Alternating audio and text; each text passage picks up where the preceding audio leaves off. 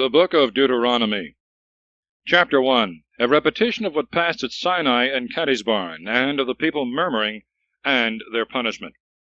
These are the words which Moses spoke to all Israel beyond the Jordan, in the plain wilderness, over against the Red Sea, between Pharan and Thophel and Laban and Haseroth, where there is very much gold.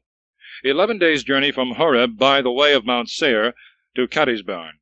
In the 40th year, the 11th month, the first day of the month, Moses spoke to the children of Israel all that the Lord had commanded him to say to them. After that he had slain Sihon, king of the Amorites, who dwelt in Hesebon, and Og, king of Bashan, who abode in Ashtaroth, and in Edrei, beyond the Jordan in the land of Moab. And Moses began to expound the law, and to say, The Lord our God spoke to us in Horeb, saying, You have stayed long enough in this mountain. Turn you, and come to the mountain of the Amorites, and to the other places that are next to it, the plains and the hills and the vales, towards the south, and by the seashore, the land of the Canaanites, and of Libanus, as far as the great river Euphrates. Behold, said he, I have delivered it to you. Go in and possess it, concerning which the Lord swore to your fathers, Abraham, Isaac, and Jacob, that he would give it to them, and to their seed after them. And I said to you at that time, I alone am not able to bear you, for the Lord your God hath multiplied you, and you are this day as the stars of heaven for multitude. The Lord God of your fathers add to this number many thousands, and bless you as he hath spoken. I alone am not able to bear your business, the charge of you and your differences. Let me have from among you wise and understanding men, and such whose conversation is approved among your tribes, that I may appoint them your rulers. Then you answered me, The thing is good which thou meanest to do. And I took out of your tribes men wise and honorable, and appointed them rulers, tribunes, and centurions, and officers over 50s and over 10s, who might teach you all things. And I commanded them, saying, Hear them, and judge that which is just, whether he be one of your country or a stranger.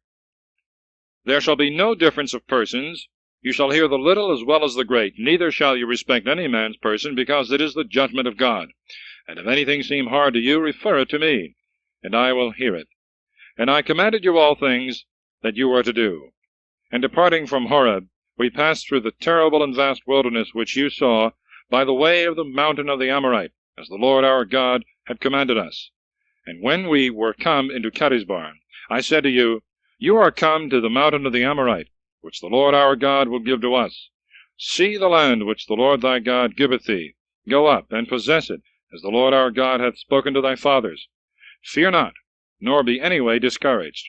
And you came all to me, and said, Let us send men who may view the land, and bring us word what way we shall go up, and to what cities we shall go. And because the saying pleased me, I sent of you 12 men, one of every tribe, who, when they had set forward and had gone up to the mountains, came as far as the valley of the cluster. Having viewed the land, taking of the fruits thereof, to show its fertility, they brought them to us, and said, The land is good which the Lord our God will give us. And you would not go up, but being incredulous to the word of the Lord our God, you murmured in your tents, and said, The Lord hateth us, and therefore he hath brought us out of the land of Egypt, that he might deliver us into the hand of the Amorite, and destroy us. Whither shall we go up? The messengers have terrified our hearts, saying, The multitude is very great and taller than we. The cities are great and walled up to the sky. We have seen the sons of the Anakims there. And I said to you, Fear not, neither be ye afraid of them. The Lord God, who is your leader, himself will fight for you, as he did in Egypt, in the sight of all. And in the wilderness, as thou hast seen, the Lord thy God carry thee, as a man is wont to carry his little son, all the way that you have come, until you came to this place. And yet for all this you did not believe the Lord your God, who went before you in the way, and marked out the place wherein you should pitch your tents, in the night showing you the way by fire, and in the day by the pillar of a cloud. And when the Lord had heard the voice of your words, he was angry, and swore, and said, Not one of the men of this wicked generation shall see the good land which I promised with an oath to your fathers, except Caleb, the son of Jephunneh, for he shall see it. And to him I will give the land that he hath trodden upon, and to his children, because he hath followed the Lord. Neither is his indignation against the people to be wondered at, since the Lord was angry with me also on your account, and said, Neither shalt thou go in thither. But Joshua the son of Nun, thy minister, he shall go in for thee. Exhort and encourage him, and he shall divide the land by lot to Israel. Your children, of whom you said that they should be led away captives, and your sons, who know not this day the difference of good and evil, they shall go in, and to them I will give the land, and they shall possess it. But return you and go into the wilderness by the way of the Red Sea. And you answered me, We have sinned against the Lord. We will go up and fight as the Lord our God hath commanded. And when you went ready armed unto the mountain, the Lord said to me, Say to them, Go not up, and fight not, for I am not with you, lest you fall before your enemies. I spoke, and you hearkened not, but resisting the commandment of the Lord, and swelling with pride, you went up into the mountain. And the Amorite that dwelt in the mountains, coming out and meeting you, chased you as bees do, and made slaughter of you from Seir as far as Hormah. And when you returned and wept before the Lord, he heard you not, neither would he yield to your voice. So you abode in Kadesbarn a long time. Chapter 2. They are forbid to fight against the Edomites, Moabites, and Ammonites, their victory over Sihon, king of Heshbon. And departing from thence, we came into the wilderness that leadeth to the Red Sea, as the Lord had spoken to me, and we compassed Mount Seir a long time. And the Lord said to me, You have compassed this mountain long enough. Go toward the north, and command thou the people, saying, You shall pass by the borders of your brethren and children of Esau, who dwell in Seir, and they will be afraid of you. Take ye then good heed that you stir not against them, for I will not give you of their land so much as the step of 1 foot can tread upon, because I have given Mount Seir to Esau for a possession. You shall buy meats of them for money, and shall eat. You shall draw waters for money, and shall drink. The Lord thy God hath blessed thee in every work of thy hands. The Lord thy God dwelling with thee knoweth thy journey, how thou hast passed through this great wilderness for 40 years, and thou hast wanted nothing. And when we had passed by our brethren, the children of Esau that dwelt in Seir, by the way of the plain from Elath and from Asian-Gaber, we came to the way that leadeth to the desert of Moab. And the Lord said to me, Fight not against the Moabites, neither go to battle against them, for I will not give thee any of their land, because I have given Ar to the children of Lot in possession. The Emims first were the inhabitants thereof, a people great and strong, and so tall, that like the race of the Anakims they were esteemed as giants, and were like the sons of the Anakims, but the Moabites called them Emims. The Horites also formerly dwelt in Seir, who being driven out and destroyed, the children of Esau dwelt there, as Israel did in the land of his possessions, which the Lord gave them.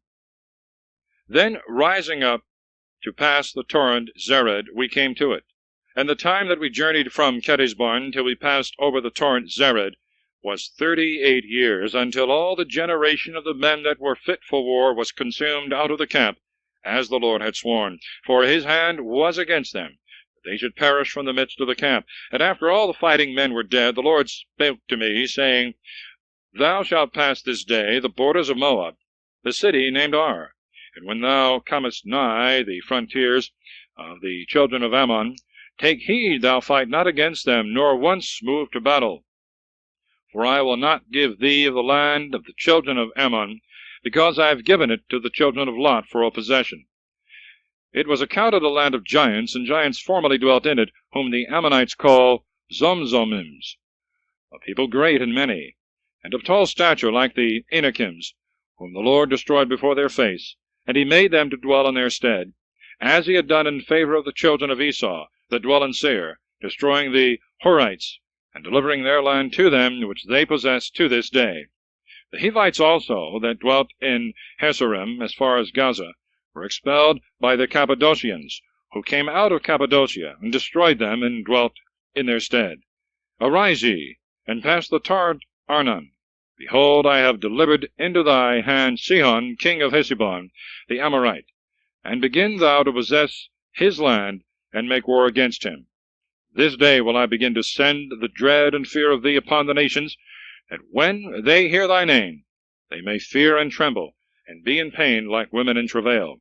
So I sent messengers from the wilderness of Kedemoth to Sihon, the king of Heshbon, with peaceable words, saying, We will pass through thy land. We will go along by the highway. We will not turn aside, neither to the right hand nor to the left. Sell us meat for money, that we may eat. Give us water for money, and so we will drink. We only ask that thou wilt let us pass through, as the children of Esau have done, that dwell in Seir, and the Moabites that abide in Ar, until we come to the Jordan, and pass to the land which the Lord our God will give you. And Sihon, the king of Heshbon, would not let us pass, because the Lord thy God had hardened his spirit, and fixed his heart, that he might be delivered into thy hands, as now thou seest. And the Lord said to me, Behold, I have begun to deliver unto thee Sihon and his land. Begin to possess it. And Sihon came out to meet us with all his people, to fight at Jezreel. And the Lord our God delivered him to us, and we slew him with his sons and all his people. And we took all his cities at that time, killing the inhabitants of them, men and women and children. We left nothing of them, except the cattle which came to the share of them that took them, and the spoils of the cities which we took, from Aurora, which is upon the bank of the torrent Arnon, a town that is situated in the valley, as far as Galaad. There was not a village or city that escaped our hands. The Lord our God delivered all unto us, except the land of the children of Ammon, to which we approached not, and all that border upon the torrent Jabbok, and the cities in the mountains, and all the places which the Lord our God forbade us. Chapter 3. The victory over Og, king of Bashan. Reuben, Gad, and half the tribe of Manasseh received their possession on the other side of Jordan. Then we turned and went by the way of Bashan, and Og, the king of Bashan, came out to meet us with his people, to fight in Edrei. And the Lord said to me, Fear him not, because he is delivered into thy hand, with all his people and his land, and thou shalt do to him as thou hast done to Sihon, the king of the Amorites, that dwelt in Heshbon. So the Lord our God delivered into our hands Og also the king of Bashan, and all his people, and we utterly destroyed them, wasting all his cities at one time. There was not a town that escaped us. 60 cities, all the country of Argob, the kingdom of Og and Bashan. All the cities were fenced with very high walls, and with gates and bars, besides innumerable towns that had no walls. And we utterly destroyed them, as we had done to Sihon, the king of Heshbon, destroying every city, men and women and children. But the cattle and the spoils of the cities we took for our prey. And we took at that time the land out of the hand of the 2 kings of the Amorites that were beyond the Jordan, from the torrent Arnon unto the Mount Hermon, which the Sidonians call Sarion, and the Amorites Senir. All the cities that are situate in the plain, and all the land of Galaad and Bashan, as far as Selka and Edrei, cities of the kingdom of Og in Bashan. For only Og, king of Bashan, remained of the race of the giants. His bed of iron is shown, which is in Rabbath of the children of Ammon, being 9 cubits long, and 4 broad, after the measure of the cubit of a man's hand. And we possessed the land at that time from Aurora, which is upon the banks of the torrent Arnon, unto the half of Mount Galaad. And I gave the cities thereof to Reuben and Gad. And I delivered the other part of Galaad, and all Bashan, the kingdom of Og, to the half tribe of Manasseh.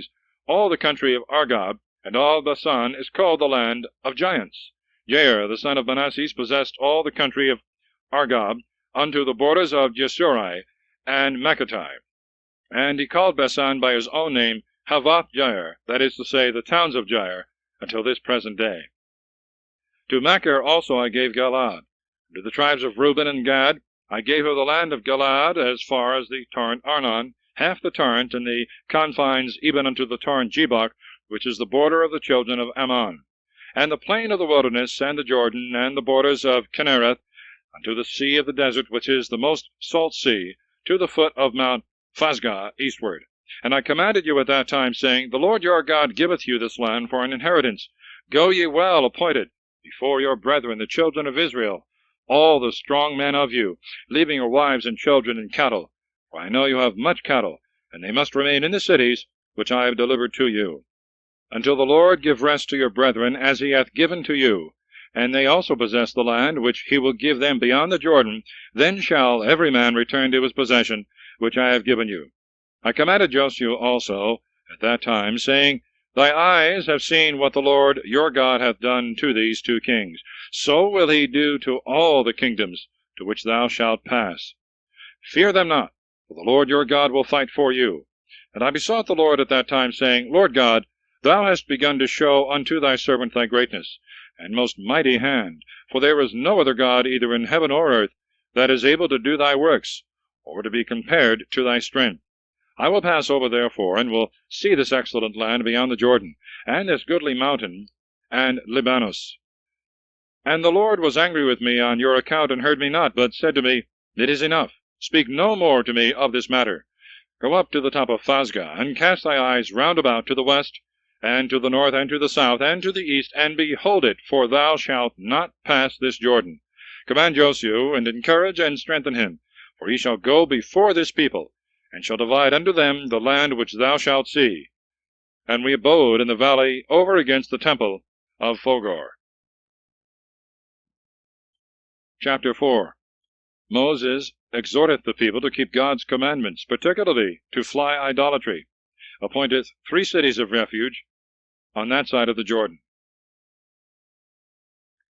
And now, O Israel, hear the commandments and judgments which I teach thee, that doing them thou mayest live, and entering in mayest possess the land which the Lord, the God of your fathers, will give you. You shall not add to the word that I speak to you, neither shall you take away from it. Keep the commandments of the Lord your God, which I command you. Your eyes have seen all that the Lord hath done against Baal-Phegor, how he hath destroyed all his worshippers from among you. But you that adhere to the Lord your God are all alive until this present day. You know that I have taught you statutes and justices, as the Lord my God hath commanded me. So shall you do them in the land which you shall possess. And you shall observe and fulfill them in practice. For this is your wisdom and understanding in the sight of nations, that hearing all these precepts they may say, Behold, a wise and understanding people, a great nation. Neither is there any other nation so great, that hath God so nigh them, as our God is present to all our petitions. For what other nation is there so renowned, that hath ceremonies and just judgments, and all the law which I will set forth this day before your eyes? Keep thyself therefore in thy soul carefully. Forget not the words that thy eyes have seen, and let them not go out of thy heart all the days of thy life. Thou shalt teach them to thy sons and to thy grandsons, from the day in which thou didst stand before the Lord thy God in Horeb, when the Lord spoke to me, saying, Call together the people unto me, that they may hear my words, and may learn to fear me all the time that they live on the earth, and may teach their children. And you came to the foot of the mount, which burned even unto heaven, and there was darkness, and a cloud, and obscurity in it. And the Lord spoke to you from the midst of the fire. You heard the voice of his words, but you saw not any form at all. And he showed you his covenant, which he commanded you to do, and the 10 words that he wrote in 2 tables of stone. And he commanded me at that time that I should teach you the ceremonies and judgments which you shall do in the land that you shall possess. Keep therefore your souls carefully. You saw not any similitude in the day that the Lord spoke to you in Horeb from the midst of the fire, lest perhaps, being deceived, you might make you a graven similitude or image of male or female, the similitude of any beasts that are upon the earth, or of birds that fly under heaven, or of creeping things that move on the earth, or of fishes that abide in the waters under the earth, lest perhaps, lifting up thy eyes to heaven, thou see the sun and the moon and all the stars of heaven, and being deceived by error, thou adore and serve them, which the Lord thy God created for the service of all the nations that are under heaven. But the Lord hath taken you and brought you out of the iron furnace of Egypt, to make you his people of inheritance, as it is this present day. And the Lord was angry with me for your words, and he swore that I should not pass over the Jordan, nor enter into the excellent land which he will give you. Behold, I die in this land. I shall not pass over the Jordan. You shall pass and possess the goodly land. Beware lest thou ever forget the covenant of the Lord thy God, which he hath made with thee, and make to thyself a graven likeness of those things which the Lord hath forbid to be made, because the Lord thy God is a consuming fire, a jealous God. If you shall beget sons and grandsons, and abide in the land, and being deceived make to yourselves any similitude, committing evil before the Lord your God, to provoke him to wrath, I call this day heaven and earth to witness that you shall quickly perish out of the land, which, when you have passed over the Jordan, you shall possess. You shall not dwell therein long, but the Lord will destroy you, and scatter you among the nations, and you shall remain a few among the nations to which the Lord shall lead you. And there you shall serve gods that were framed with men's hands, wood and stone, that neither see, nor hear, nor eat, nor smell. And when thou shalt seek there the Lord thy God, thou shalt find him. Yet so, if thou seek him with all thy heart, and all the affliction of thy soul. After all the things aforesaid shall find thee, in the latter time thou shalt return to the Lord thy God, and shalt hear his voice. Because the Lord thy God is a merciful God. He will not leave thee, nor altogether destroy thee, nor forget the covenant by which he swore to thy fathers. Ask of the days of old that have been before thy time, from the day that God created man upon the earth, from one end of heaven to the other end thereof, if ever there was done the like thing, or it hath been known at any time, that a people should hear the voice of God speaking out of the midst of fire, as thou hast heard, and lived. If God ever did so as to go and take to himself a nation out of the midst of nations, by temptations, signs, and wonders, by fight and a strong hand, and stretched out arm, horrible visions, according to all the things that the Lord your God did for you in Egypt, before thy eyes, that thou mightest know that the Lord he is God, and there is no other besides him. From heaven he made thee to hear his voice, that he might teach thee. And upon earth he showed thee his exceeding great fire, and thou didst hear his words out of the midst of the fire, because he loved thy fathers, and chose their seed after them. And he brought thee out of Egypt, going before thee with his great power, to destroy at thy coming very great nations, and stronger than thou art, and to bring thee in, and give thee their land for a possession, as thou seest at this present day. Know therefore this day, and think in thy heart, that the Lord he is God in heaven above, and in the earth beneath, and there is no other. Keep his precepts and commandments, which I command thee, that it may be well with thee, and thy children after thee, and thou mayest remain a long time upon the land which the Lord thy God will give thee. Then Moses set aside 3 cities beyond the Jordan at the east side, that any one might flee to them who should kill his neighbor unwillingly, and was not his enemy a day or 2 before, and that he might escape to some one of these cities, Bosor in the wilderness, which is situate in the plains of the tribe of Reuben, and Ramoth in Galaad, which is in the tribe of Gad, and Golan in Basan, which is in the tribe of Manasseh.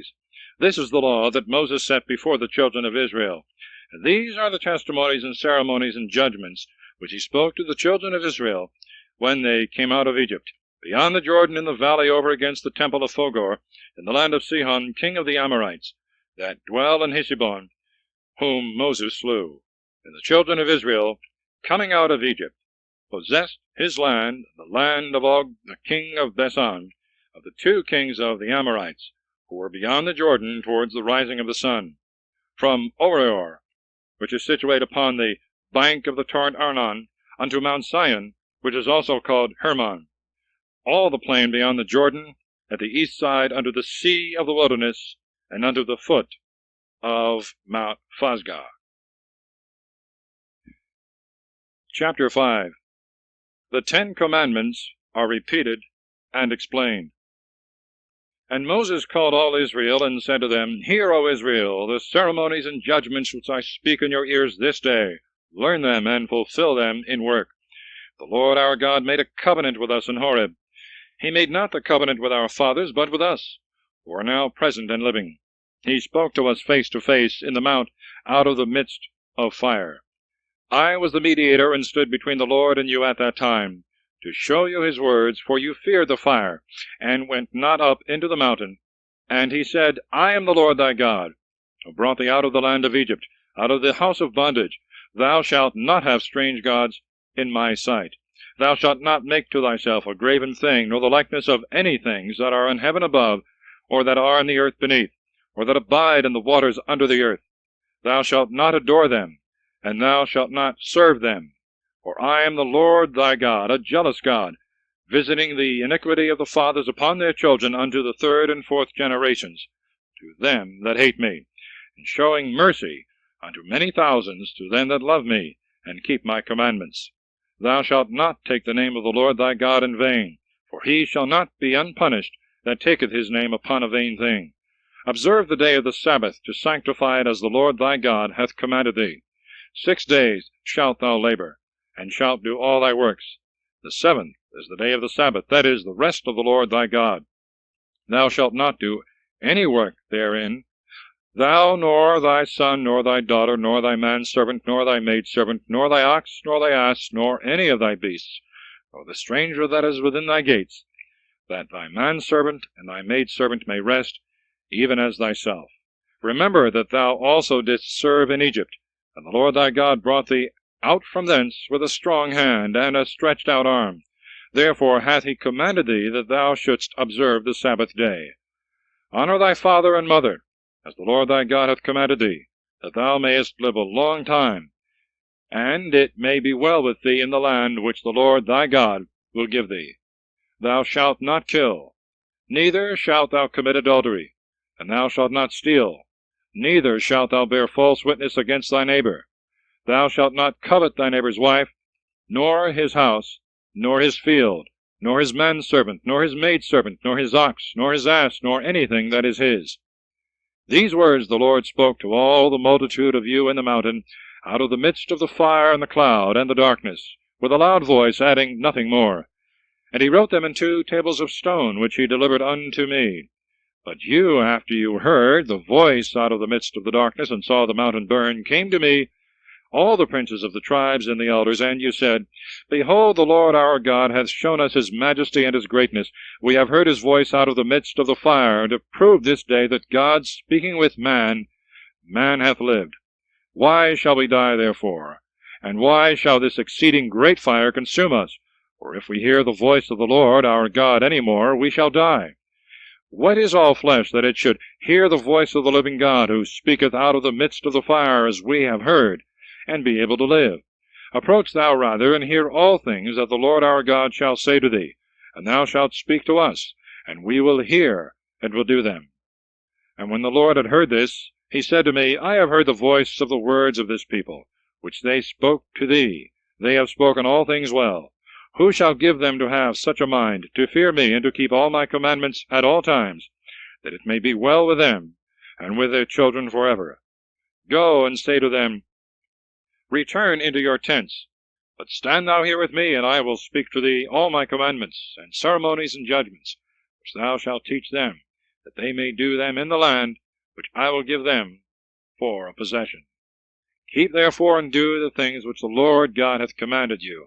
You shall not go aside, neither to the right hand, nor to the left, but you shall walk in the way that the Lord your God hath commanded, that you may live, and it may be well with you, and your days may be long in the land of your possession. End of Side 2. Please.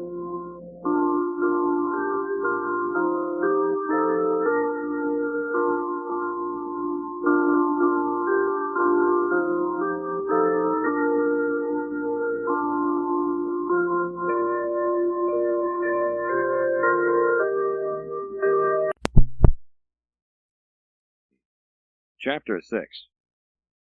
An exhortation to the love of God, and obedience to his law.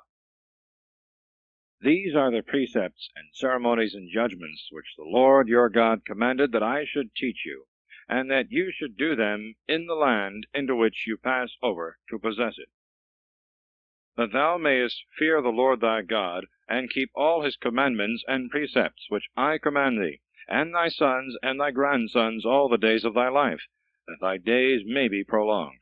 Hear, O Israel, and observe to do the things which the Lord hath commanded thee, that it may be well with thee, and thou mayest be greatly multiplied, as the Lord, the God of thy fathers, hath promised thee a land flowing with milk and honey. Hear, O Israel, the Lord our God is one Lord. Thou shalt love the Lord thy God with thy whole heart, and with thy whole soul, and with thy whole strength. These words which I command thee this day shall be in thy heart. And thou shalt tell them to thy children, and thou shalt meditate upon them sitting in thy house, and walking on thy journey, sleeping and rising. And thou shalt bind them as a sign on thy hand, and they shall be and shall move between thy eyes. And thou shalt write them in the entry, and on the doors of thy house. And when the Lord thy God shall have brought thee into the land, for which he swore to thy fathers, Abraham, Isaac, and Jacob, and shall have given thee great and goodly cities, which thou didst not build, houses full of riches, which thou didst not set up, cisterns, which thou didst not dig, vineyards and olive yards, which thou didst not plant, and thou shalt have eaten and be full. Take heed diligently, lest thou forget the Lord, who brought thee out of the land of Egypt, out of the house of bondage. Thou shalt fear the Lord thy God, and shalt serve him only, and thou shalt swear by his name. You shall not go after the strange gods of all the nations that are round about you, because the Lord thy God is a jealous God in the midst of thee, lest at any time the wrath of the Lord thy God be kindled against thee, and take thee away from the face of the earth. Thou shalt not tempt the Lord thy God, as thou temptest him in the place of temptation.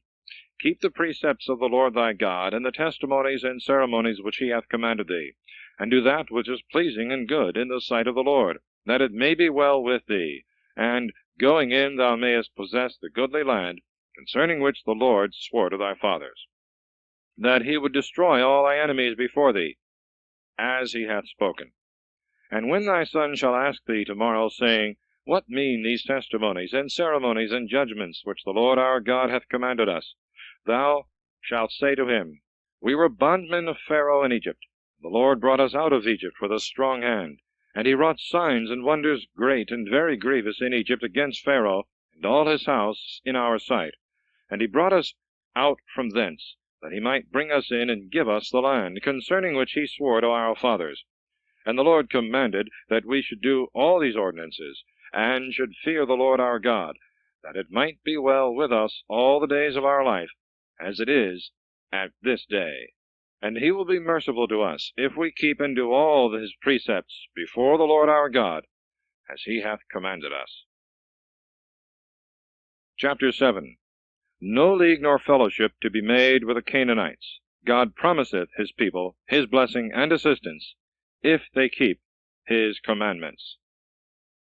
When the Lord thy God shall have brought thee into the land which thou art going in to possess, and shall have destroyed many nations before thee, the Hittite, and the Girgazite, and the Amorite, and the Canaanite, and the Pharizite, and the Hivite, and the Jebusite, 7 nations much more numerous than thou art, and stronger than thou, and the Lord thy God shall have delivered them to thee, thou shalt utterly destroy them. Thou shalt make no league with them, nor show mercy to them. Neither shalt thou make marriages with them. Thou shalt not give thy daughter to his son, nor take his daughter for thy son. For she will turn away thy son from following me, that he may rather serve strange gods, and the wrath of the Lord will be kindled, and will quickly destroy thee. But thus rather shall you deal with them. Destroy their altars, and break their statues, and cut down their groves, and burn their graven things, because thou art a holy people to the Lord thy God. The Lord thy God hath chosen thee to be his peculiar people of all peoples that are upon the earth. Not because you surpass all nations in number is the Lord joined unto you, and hath chosen you, for you are the fewest of any people, but because the Lord hath loved you, and hath kept his oath, which he swore to your fathers, and hath brought you out with a strong hand, and redeemed you from the house of bondage, out of the hand of Pharaoh the king of Egypt. And thou shalt know that the Lord thy God, he is a strong and faithful God, keeping his covenant and mercy to them that love him, and to them that keep his commandments, unto 1,000 generations, and repaying forthwith them that hate him, so as to destroy them, without further delay, immediately rendering to them what they deserve. Keep therefore the precepts, and ceremonies, and judgments, which I command thee this day to do. If after thou hast heard these judgments, thou keep and do them, the Lord thy God will also keep his covenant to thee, and the mercy which he swore to thy fathers, and he will love thee and multiply thee, and will bless the fruit of thy womb, and the fruit of thy land, thy corn, and thy vintage, thy oil, and thy herds, and the flocks of thy sheep upon the land, for which he swore to thy fathers, that he would give it thee. Blessed shalt thou be among all people. No one shall be barren among you of either sex, neither of men nor cattle. The Lord will take away from thee all sickness, and the grievous infirmities of Egypt, which thou knowest he will not bring upon thee, but upon thy enemies. Thou shalt consume all the people which the Lord thy God will deliver to thee. Thy eye shall not spare them, neither shalt thou serve their gods, lest they be thy ruin. If thou say in thy heart, These nations are more than I, how shall I be able to destroy them? Fear not, But remember what the Lord thy God did to Pharaoh and to all the Egyptians, the exceeding great plagues which thy eyes saw, and the signs and wonders, and the strong hand, and the stretched out arm, with which the Lord thy God brought thee out. So will he do to all the people whom thou fearest. Moreover, the Lord thy God will send also hornets among them, until he destroy and consume all that have escaped thee, and could hide themselves. Thou shalt not fear them, because the Lord thy God is in the midst of thee, a God mighty and terrible. He will consume these nations in thy sight, by little and by degrees. Thou wilt not be able to destroy them altogether, lest perhaps the beasts of the earth should increase upon thee. But the Lord thy God shall deliver them in thy sight, and shall slay them until they be utterly destroyed. And he shall deliver their kings into thy hands, and thou shalt destroy their names from under heaven. No man shall be able to resist thee until thou destroy them. Their graven things thou shalt burn with fire.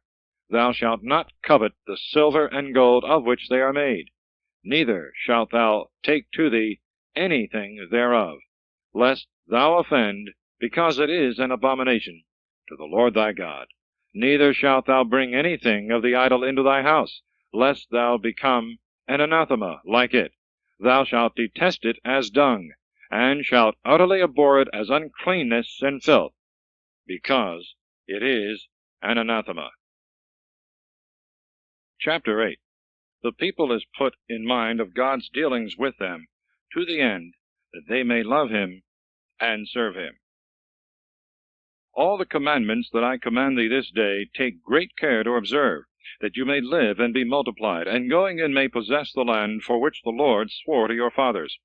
And thou shalt remember all the way through, which the Lord thy God hath brought thee for 40 years through the desert, to afflict thee and to prove thee, and that the things that were in thy heart might be made known, whether thou wouldst keep his commandments or no.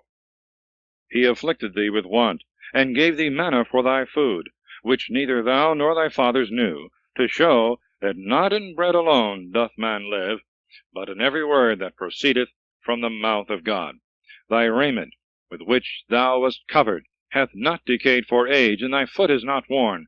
Lo, this is the 40th year, that thou mayest consider in thy heart, that as a man traineth up his son, so the Lord thy God hath trained thee up, that thou shouldst keep the commandments of the Lord thy God, and walk in his ways, and fear him. For the Lord thy God will bring thee into a good land, of brooks, and of waters, and of fountains, in the plains of which and the hills deep rivers break out, a land of wheat and barley and vineyards, wherein fig trees and pomegranates and oliveyards grow, a land of oil and honey, where without any want thou shalt eat thy bread, and enjoy abundance of all things, where the stones are iron, and out of its hills are dug mines of brass, that when thou hast eaten and are full, thou mayest bless the Lord thy God for the excellent land which he hath given thee. Take heed, and beware lest at any time thou forget the Lord thy God, and neglect his commandments and judgments and ceremonies, which I command thee this day, lest after thou hast eaten and art filled, hast built goodly houses, and dwelt in them, and shalt have herds of oxen and flocks of sheep, and plenty of gold, and of silver, and of all things, thy heart be lifted up, and thou remember not the Lord thy God, who brought thee out of the land of Egypt, out of the house of bondage, and was thy leader in the great and terrible wilderness, wherein there was the serpent burning with his breath, and the scorpions, and the dipsas, and no waters at all, who brought forth streams out of the hardest rock, and fed thee in the wilderness with manna which thy fathers knew not. And after he had afflicted and proved thee, at the last he had mercy on thee, lest thou shouldst say in thy heart, My own might and the strength of my own hand have achieved all these things for me. But remember the Lord thy God, that he hath given thee strength, that he might fulfill his covenant, concerning which he swore to thy fathers, as this present day showeth. But if thou forget the Lord thy God, and follow strange gods, and serve and adore them, behold, now I foretell thee that thou shalt utterly perish. As the nations which the Lord destroyed at thy entrance, so shall you also perish, if you be disobedient to the voice of the Lord your God.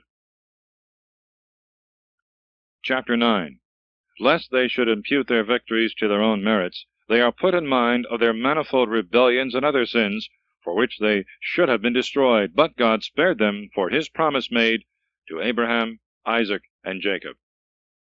Hear, O Israel, thou shalt go over the Jordan this day to possess nations very great and stronger than thyself, cities great and walled up to the sky, a people great and tall, the sons of the Anakims, whom thou hast seen and heard of, against whom no man is able to stand. Thou shalt know therefore this day that the Lord thy God himself will pass over before thee, a devouring and consuming fire, to destroy and extirpate and bring them to nothing before thy face quickly, as he hath spoken to thee. Say not in thy heart, when the Lord thy God shall have destroyed them in thy sight, for my justice hath the Lord brought me in to possess this land, whereas these nations are destroyed for their wickedness.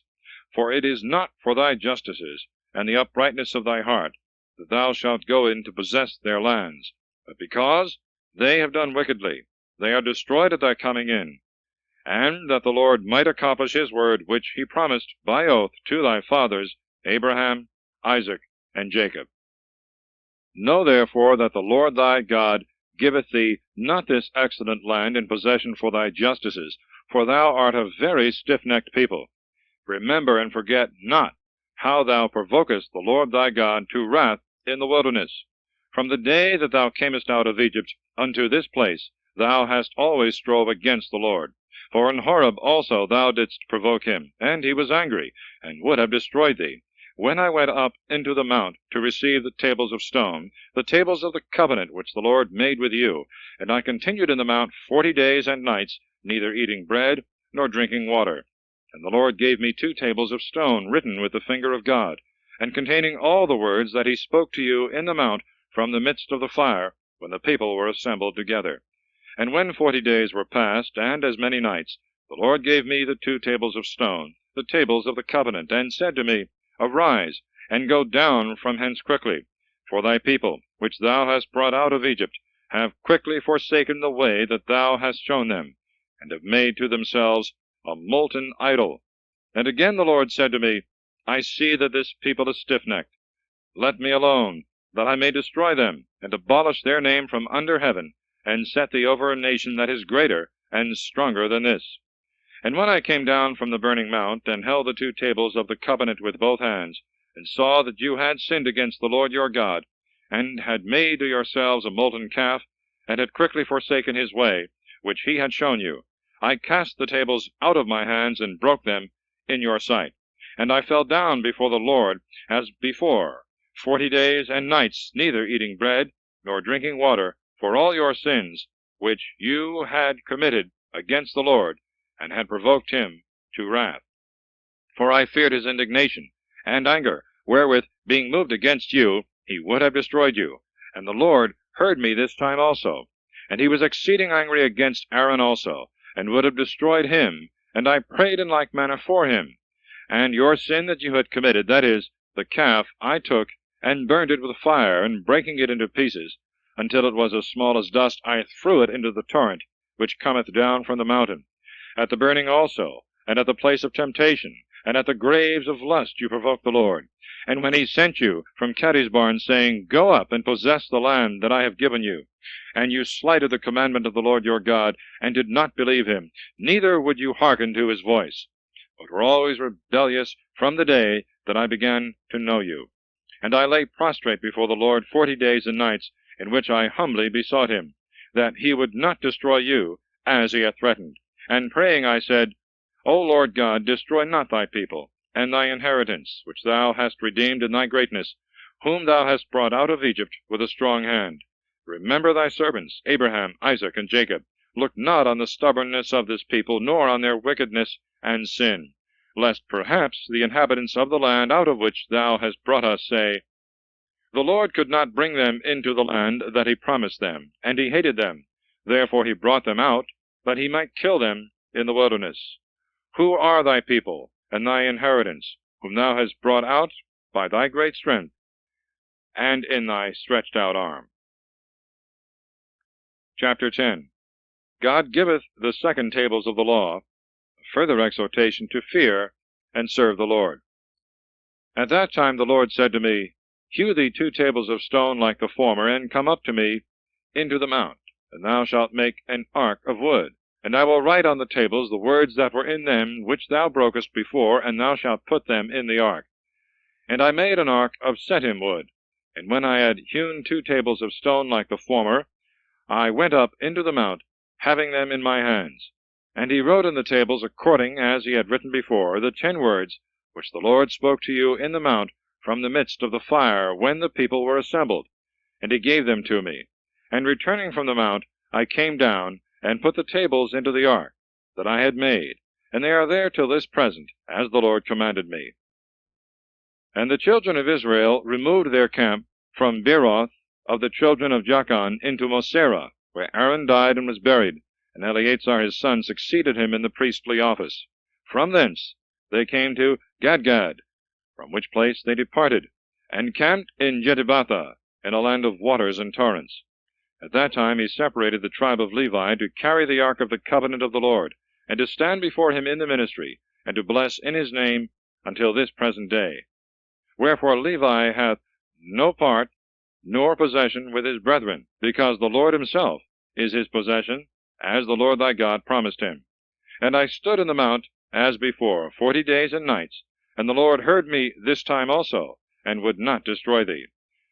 And he said to me, Go, and walk before the people, that they may enter and possess the land which I swore to their fathers that I would give them. And now, Israel, what doth the Lord thy God require of thee, but that thou fear the Lord thy God, and walk in his ways, and love him, and serve the Lord thy God with all thy heart, and with all thy soul, and keep the commandments of the Lord, and his ceremonies which I command thee this day, that it may be well with thee. Behold, heaven is the Lord's thy God, and the heaven of heaven, the earth and all things that are therein. And yet the Lord hath been closely joined to thy fathers, and loved them, and chose their seed after them, that is to say, you, out of all nations, as this day it is proved. Circumcise therefore the foreskin of your heart, and stiffen your neck no more, because the Lord your God, he is the God of gods, and the Lord of lords, a great God, and mighty and terrible, who accepteth no person, nor taketh bribes. He doth judgment to the fatherless and the widow, loveth the stranger, and giveth him food and raiment. And do you therefore love strangers, because you also were strangers in the land of Egypt? Thou shalt fear the Lord thy God, and serve him only. To him thou shalt adhere, and shalt swear by his name. He is thy praise and thy God, that hath done for thee these great and terrible things, which thy eyes have seen. In 70 souls thy fathers went down into Egypt, and behold, now the Lord thy God hath multiplied thee as the stars of heaven.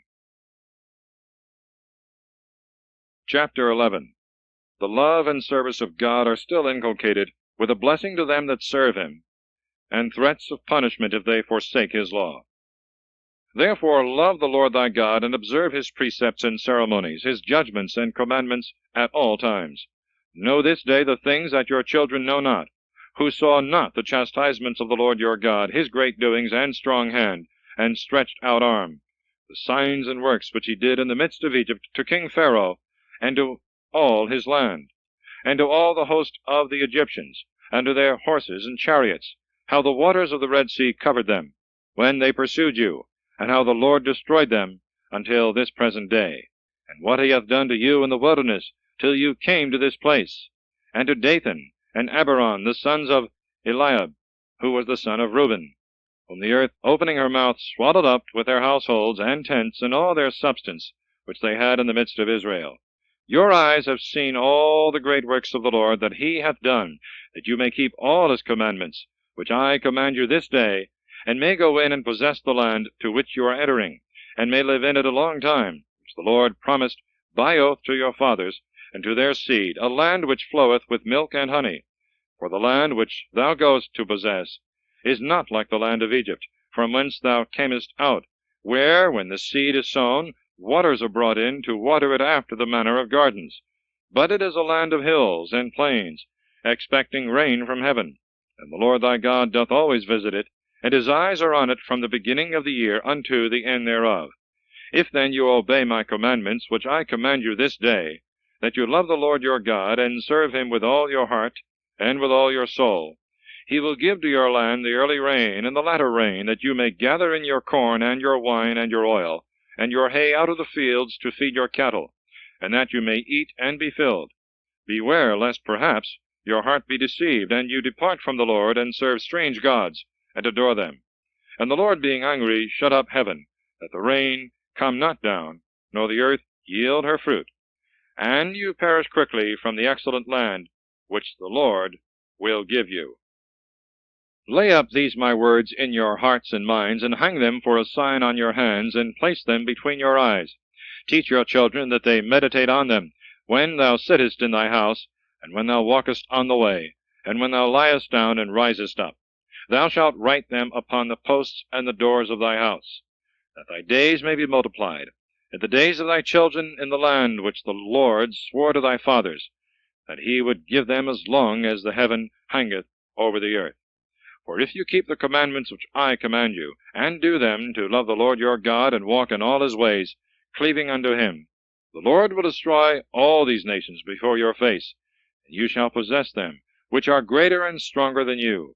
Every place that your foot shall tread upon shall be yours, from the desert, and from Libanus, from the great river Euphrates, unto the western sea shall be your borders. None shall stand against you. The Lord your God shall lay the dread and fear of you upon all the land that you shall tread upon, as he hath spoken to you. Behold, I set forth in your sight this day a blessing and a curse. A blessing if you obey the commandments of the Lord your God, which I command you this day.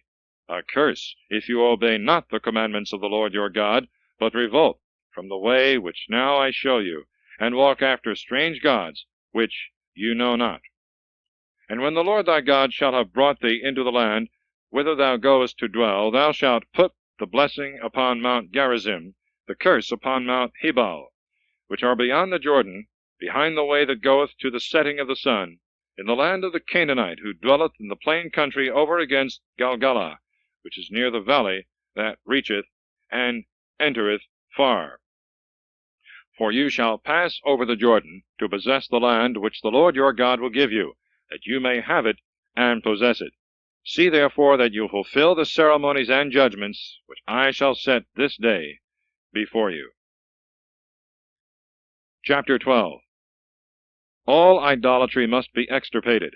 Sacrifices, tithes, and firstfruits must be offered in one only place. All eating of blood is prohibited.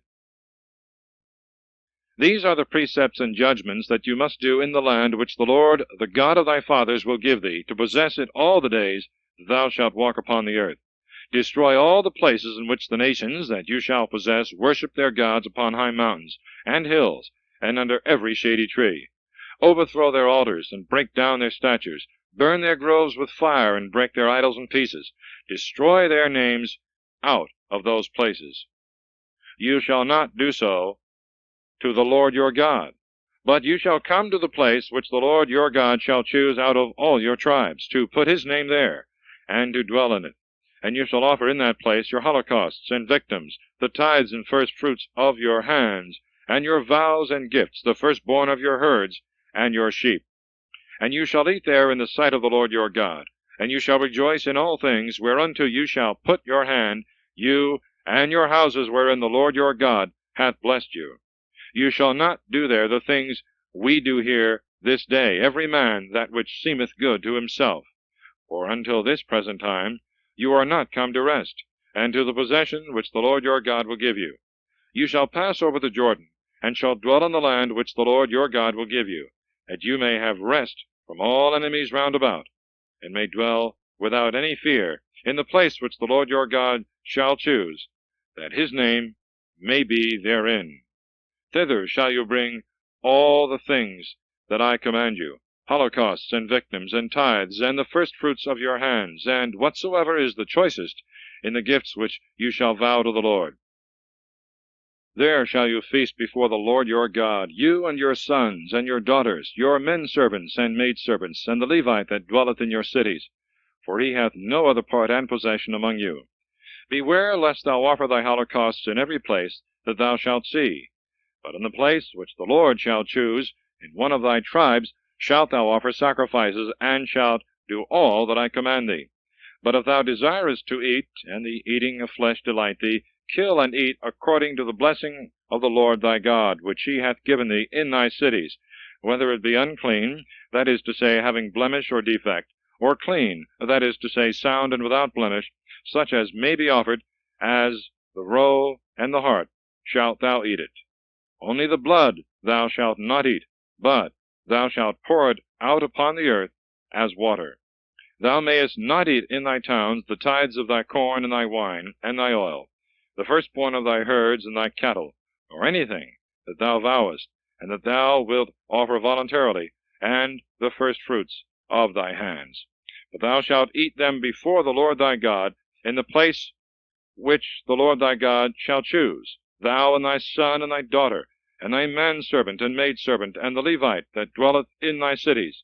And thou shalt rejoice and be refreshed before the Lord thy God in all things, whereunto thou shalt put thy hand. Take heed thou forsake not the Levite all the time that thou livest in the land. When the Lord thy God shall have enlarged thy borders, as he hath spoken to thee, and thou wilt eat the flesh that thy soul desireth, and if the place which the Lord thy God shall choose, that his name should be there, be far off, thou shalt kill of thy herds and of thy flocks, as I have commanded thee, and shalt eat in thy towns as it pleaseth thee. Even as the roe and the hart is eaten, so shalt thou eat them. Both the clean and unclean shall eat of them alike. Only beware of this, that thou eat not the blood, for the blood is for the soul, and therefore thou must not eat the soul with the flesh. But thou shalt pour it upon the earth as water, that it may be well with thee and thy children after thee, when thou shalt do that which is pleasing in the sight of the Lord. But the things which thou hast sanctified and vowed to the Lord, thou shalt take, and shalt come to the place which the Lord shall choose, and shalt offer thy oblations, the flesh and the blood, upon the altar of the Lord thy God. The blood of thy victims thou shalt pour on the altar, and the flesh thou thyself shalt eat. Observe and hear all the things that I command thee, that it may be well with thee and thy children after thee forever, when thou shalt do what is good and pleasing in the sight of the Lord thy God. When the Lord thy God shall have destroyed before thy face the nations which thou shalt go in to possess, and when thou shalt possess them, and dwell in their land, beware lest thou imitate them, after they are destroyed at thy coming in, and lest thou seek after their ceremony, saying, As these nations have worshipped their gods, so will I also worship. Thou shalt not do in like manner to the Lord thy God, for they have done to their gods all the abominations which the Lord abhorreth, offering their sons and daughters, and bringing them with fire. What I command thee, that only do thou to the Lord, neither add anything, nor diminish. Chapter 13. False prophets must be slain, and idolatrous cities destroyed. If there rise in the midst of thee a prophet, or one that saith, He hath dreamed a dream, and he foretell a sign and a wonder, and that come to pass which he spake, and he say to thee, Let us go and follow strange gods which thou knowest not, and let us serve them. Thou shalt not hear the words of that prophet or dreamer, for the Lord your God trieth you, that it may appear whether you love him with all your heart, and with all your soul, or not. Follow the Lord your God, and fear him, and keep his commandments, and hear his voice. Him you shall serve, and to him you shall cleave. And that prophet or forger of dreams shall be slain, because he spoke to draw you away from the Lord your God, who brought you out of the land of Egypt, and redeemed you from the house of bondage, to make thee go out of the way which the Lord thy God commanded thee, and thou shalt take away the evil out of the midst of thee.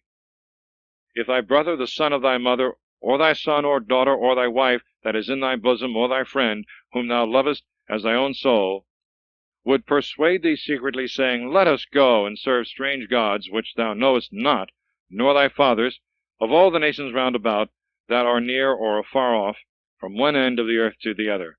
Consent not to him, hear him not, neither let thy eyes spare him to pity, and conceal him, but thou shalt presently put him to death. Let thy hand be first upon him, and afterwards the hands of all the people. with stones shall he be stoned to death, because he would have withdrawn thee from the Lord thy God, who brought thee out of the land of Egypt, from the house of bondage, that all Israel hearing may fear, and may do no more anything like this. If in one of thy cities, which the Lord thy God shall give thee to dwell in, thou hear some say, Children of Belial are gone out of the midst of thee, and have withdrawn the inhabitants of their city, and have said, Let us go and serve strange gods which you know not. Inquire carefully and diligently the truth of the thing by looking well into it, and if thou find that which is said to be certain, and that this abomination hath been really committed, thou shalt forthwith kill the inhabitants of that city with the edge of the sword, and shalt destroy it, and all things that are in it, even the cattle, and all the household goods that are there. Thou shalt gather together in the midst of the streets thereof, and shalt burn them with the city itself, so as to consume all for the Lord thy God, and that it be a heap forever, it shall be built no more. And there shall nothing of that anathema stick to thy hand, that the Lord may turn from the wrath of his fury, and may have mercy on thee, and multiply thee, as he swore to thy fathers. When thou shalt hear the voice of the Lord thy God, keeping all his precepts which I command thee this day, that thou mayest do what is pleasing in the sight of the Lord thy God. Chapter 14. In mourning for the dead, they are not to follow the ways of the Gentiles, the distinction of clean and unclean meats, ordinances concerning tithes, and first fruits. Be ye children of the Lord your God. You shall not cut yourselves, nor make any baldness for the dead, because thou art a holy people to the Lord thy God, and he chose thee to be his peculiar people of all nations that are upon the earth. Eat not the things that are unclean.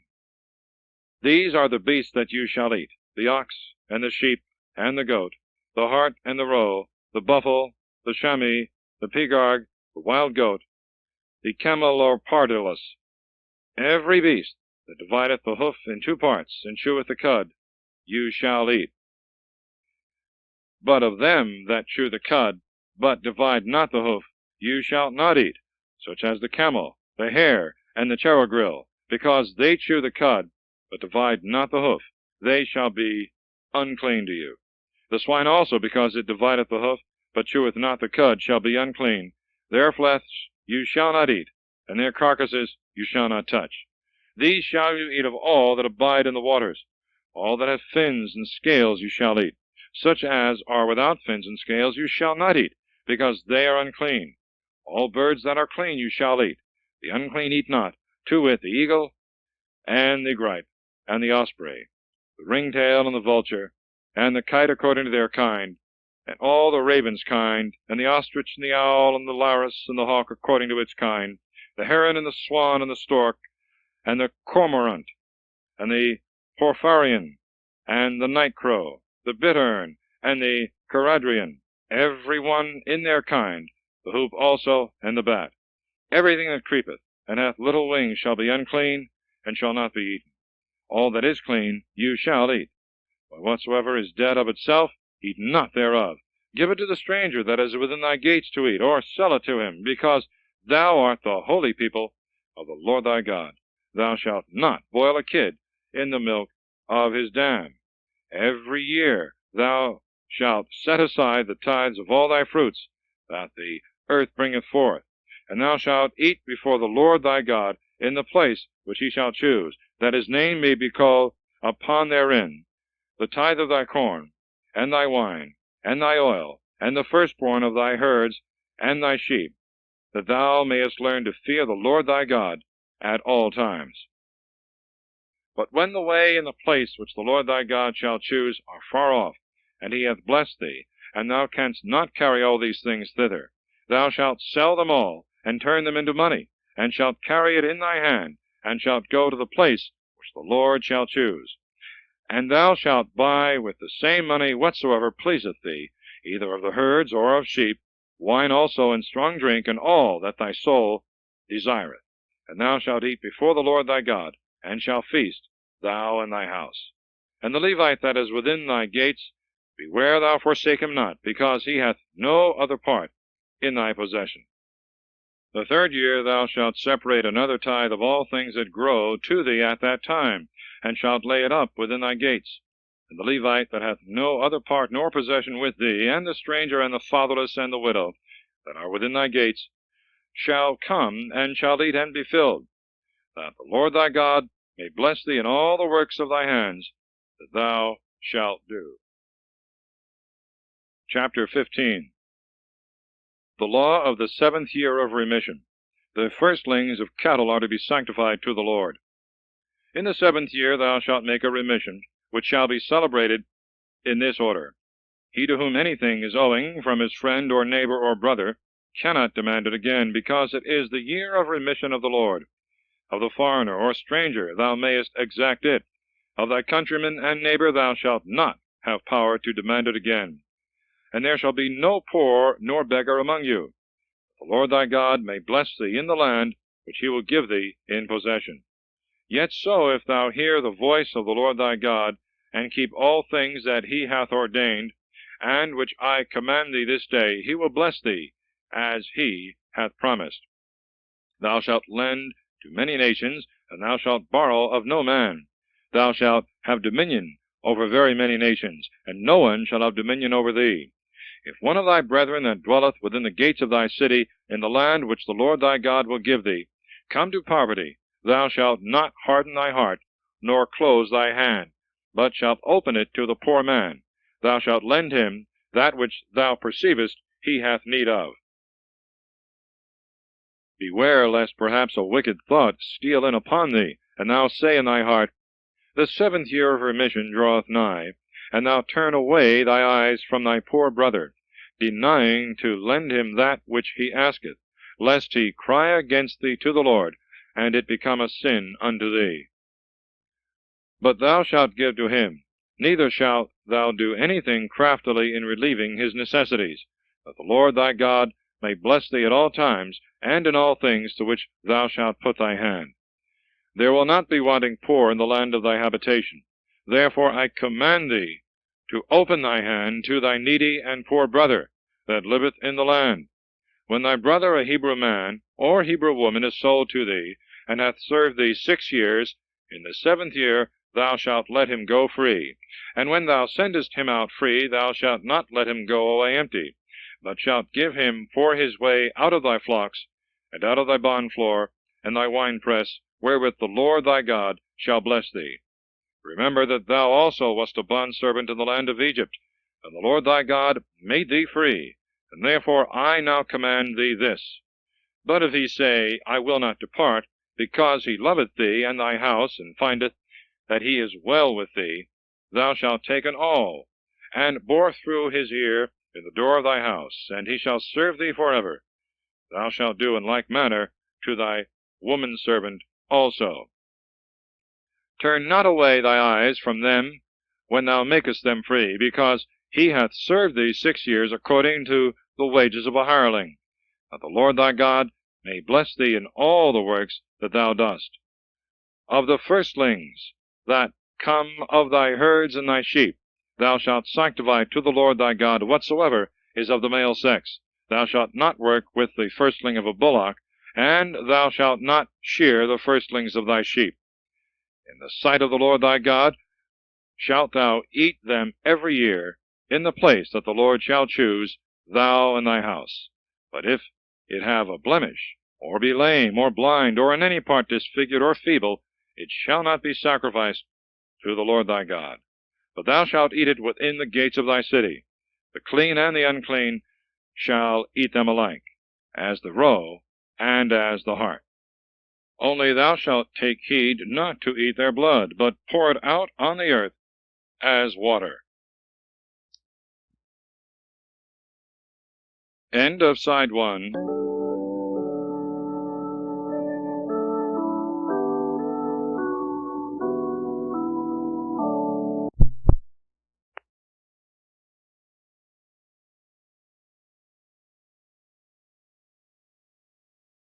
Chapter 16. The 3 principal solemnities to be observed. just judges to be appointed in every city, all occasions of idolatry to be avoided.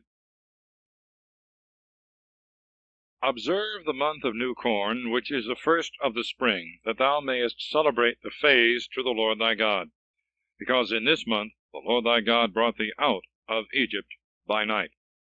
And thou shalt sacrifice the phase to the Lord thy God of sheep and of oxen in the place which the Lord thy God shall choose, that his name may dwell there. Thou shalt not eat with it leavened bread. 7 days shalt thou eat without leaven, the bread of affliction, because thou camest out of Egypt in fear, that thou mayest remember the day of thy coming out of Egypt, all the days of thy life. No leaven shall be seen in all thy coasts for 7 days, neither shall any of the flesh of that which was sacrificed the first day in the evening remain until morning. Thou mayest not immolate the phase in any one of thy cities which the Lord thy God will give thee, but in the place which the Lord thy God shall choose, that his name may dwell there, thou shalt immolate the phase in the evening, at the going down of the sun, at which time thou camest out of Egypt. And thou shalt dress and eat it in the place which the Lord thy God shall choose. And in the morning rising up thou shalt go into thy dwellings. 6 days shalt thou eat unleavened bread.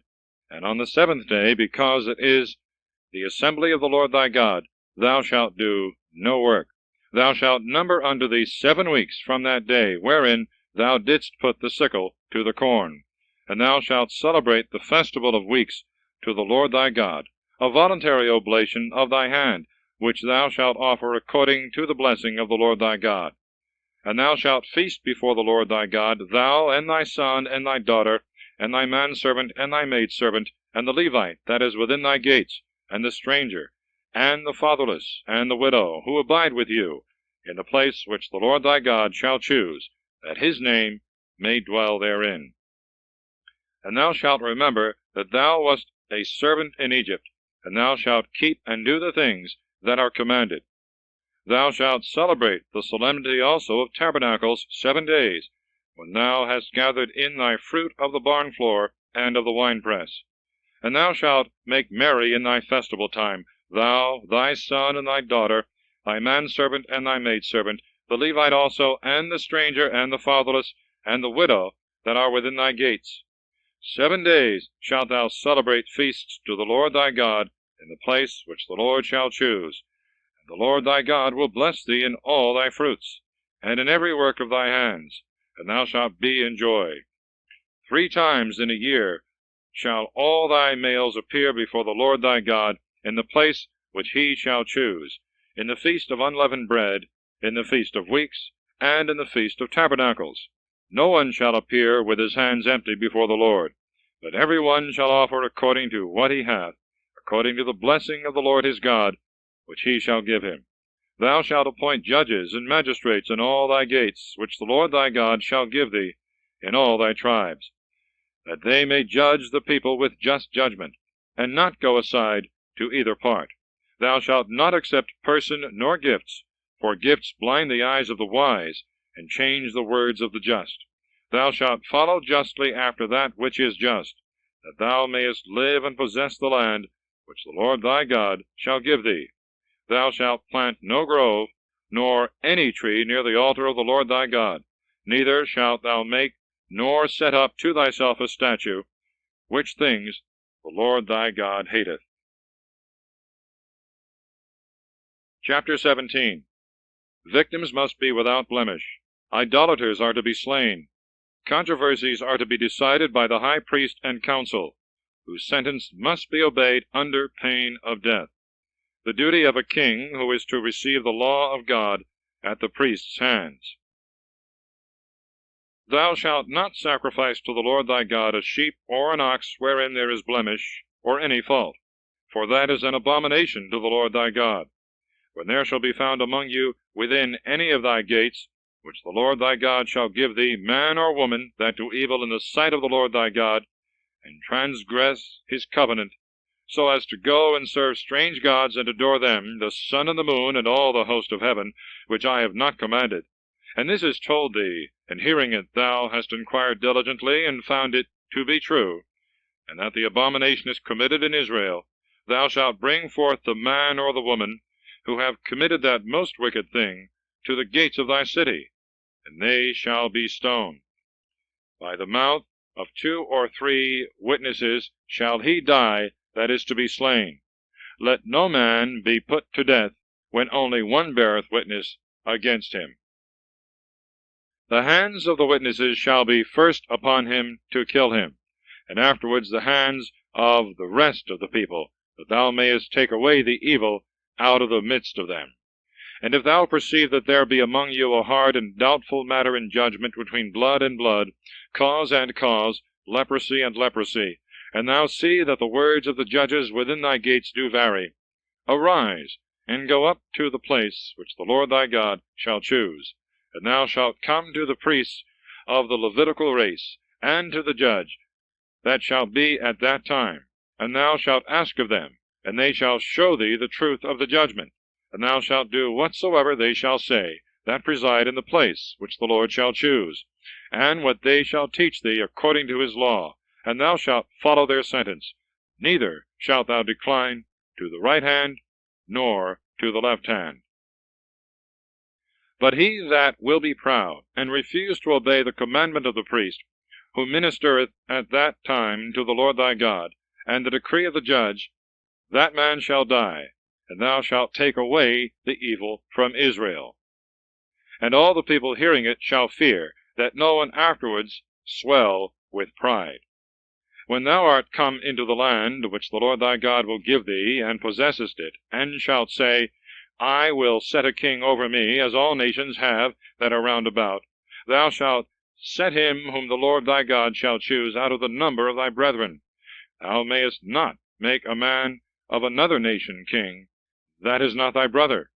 And when he is made king, he shall not multiply horses to himself, nor lead back the people into Egypt, being lifted up with the number of his horsemen, especially since the Lord hath commanded you to return no more the same way.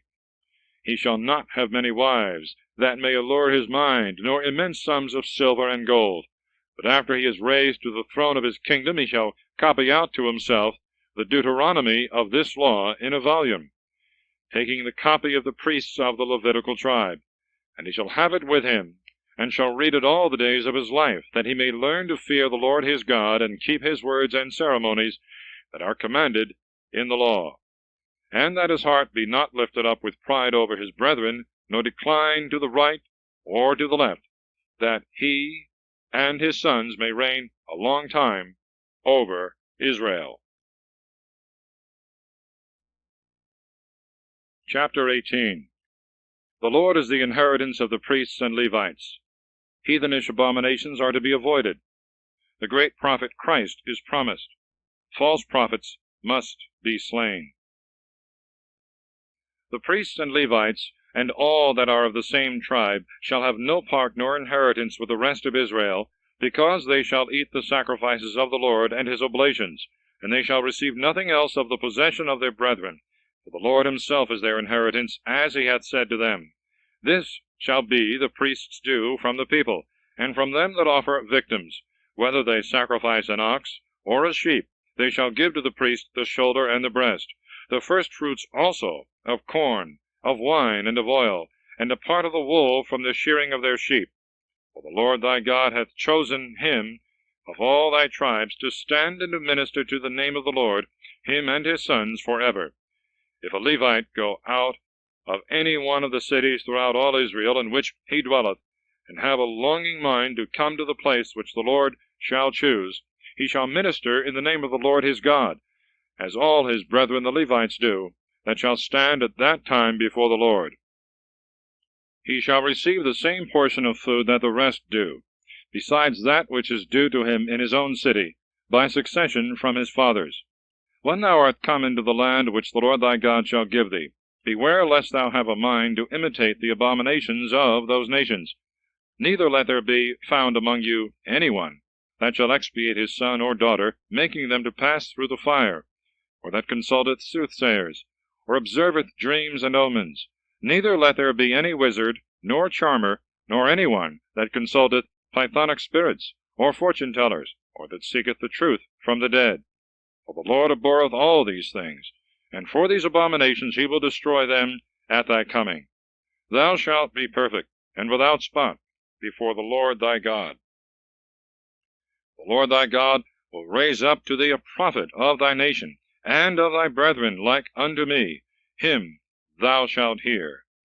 As thou desirest of the Lord thy God in Horeb, when the assembly was gathered together, and saidst, Let me not hear any more the voice of the Lord my God, neither let me see any more of this exceeding great fire, lest I die.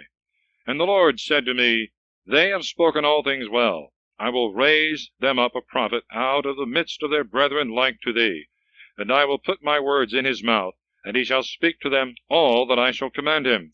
And he that will not hear his words, which he shall speak in my name, I will be the revenger. But the prophet, who being corrupted with pride, shall speak in my name things that I did not command him to say, or in the name of strange gods, shall be slain. And if in silent thought thou answer, How shall I know the word that the Lord hath not spoken? Thou shalt have this sign, Whatsoever that same prophet foretelleth in the name of the Lord, and it cometh not to pass, that thing the Lord hath not spoken, but the prophet hath forged it by the pride of his mind, and therefore thou shalt not fear him. Chapter 19. The cities of refuge. Willful murder and false witnesses must be punished. When the Lord thy God hath destroyed the nations, whose land he will deliver to thee, and thou shalt possess it, and shalt dwell in the cities and houses thereof, thou shalt separate to thee 3 cities in the midst of the land which the Lord will give thee in possession, paving diligently the way, and thou shalt divide the whole province of thy land equally into 3 parts, that he who is forced to flee for manslaughter may have near at hand whither to escape. This shall be the law of the slayer that fleeth, whose life is to be saved. He that killeth his neighbor ignorantly, and who is proved to have had no hatred against him yesterday and the day before, but to have gone with him to the wood to hew wood, and in cutting down the tree the axe slipped out of his hand, and the iron slipping from the handle struck his friend and killed him, he shall flee to one of the cities aforesaid, and live, lest perhaps the next kinsman of him whose blood was shed, pushed on by his grief, should pursue and apprehend him, if the way be too long, and take away the life of him who is not guilty of death, because he is proved to have had no hatred before against him that was slain. Therefore I command thee, that thou separate 3 cities at equal distance, one from another. And when the Lord thy God shall have enlarged thy borders, as he swore to thy fathers, and shall give thee all the land that he promised them, yet so, if thou keep his commandments, and do the things which I command thee this day, that thou love the Lord thy God, and walk in his ways at all times, thou shalt add to thee other 3 cities, and shalt double the number of the 3 cities aforesaid, that innocent blood may not be shed in the midst of the land which the Lord thy God will give thee to possess, lest thou be guilty of blood. But if any man hating his neighbor lie in wait for his life, and rise and strike him, and he die, and he flee to one of the cities aforesaid, the ancients of his city shall send him, and take him out of the place of refuge, and shall deliver him into the hand of the kinsman of him whose blood was shed, and he shall die. Thou shalt not pity him, and thou shalt take away the guilt of innocent blood out of Israel, that it may be well with thee. Thou shalt not take nor remove thy neighbor's landmark, which thy predecessors have set in thy possession, which the Lord thy God will give thee in the land that thou shalt receive to possess. 1 witness shall not rise up against any man, whatsoever the sin or wickedness be, but in the mouth of 2 or 3 witnesses every word shall stand. If a lying witness stand against a man, accusing him of transgression, both of them, between whom the controversy is, shall stand before the Lord in the sight of the priests and the judges, that shall be in those days. And when, after most diligent inquisition, they shall find that the false witness hath told a lie against his brother, they shall render to him as he meant to do to his brother, and thou shalt take away the evil out of the midst of thee, that others hearing may fear, and may not dare to do such things. Thou shalt not pity him, but shalt require life for life, eye for eye, tooth for tooth, hand for hand, foot for foot. Chapter 20. Laws relating to war. If thou go out to war against thy enemies, and see horsemen and chariots, and the numbers of the enemy's army greater than thine, thou shalt not fear them, because the Lord thy God is with thee, who brought thee out of the land of Egypt. And when the battle is now at hand, the priest shall stand before the army, and shall speak to the people in this manner. Hear, O Israel, you join battle this day against your enemies. Let not your heart be dismayed, be not afraid, do not give back, fear ye them not, because the Lord your God is in the midst of you, and will fight for you against your enemies to deliver you from danger. And the captain shall proclaim through every band in the hearing of the army, What man is there that hath built a new house, and hath not dedicated it? Let him go and return to his house, lest he die in the battle, and another man dedicate it. What man is there that hath planted a vineyard, and hath not as yet made it to be common, whereof all men may eat? Let him go and return to his house, lest he die in the battle, and another man execute his office. What man is there that hath espoused a wife, and not taken her? Let him go and return to his house, lest he die in the war, and another man take her. After these things are declared, they shall add the rest, and shall speak to the people. What man is there that is fearful and faint-hearted? Let him go and return to his house, lest he make the hearts of his brethren to fear, as he himself is possessed with fear. And when the captains of the army shall hold their peace, and have made an end of speaking, every man shall prepare their bands to fight. If at any time thou come to fight against a city, thou shalt first offer it peace. If they receive it, and open the gates to thee, all the people that are therein shall be saved, and shall serve thee, paying tribute. But if they will not make peace, and shall begin war against thee, thou shalt besiege it. And when the Lord thy God shall deliver it into thy hands, thou shalt slay all that are therein of the male sex with the edge of the sword, excepting women and children, cattle and other things that are in the city. And thou shalt divide all the prey to the army, and thou shalt eat the spoils of thy enemies, which the Lord thy God shall give thee. So shalt thou do to all cities that are at a great distance from thee, and are not of these cities which thou shalt receive in possession.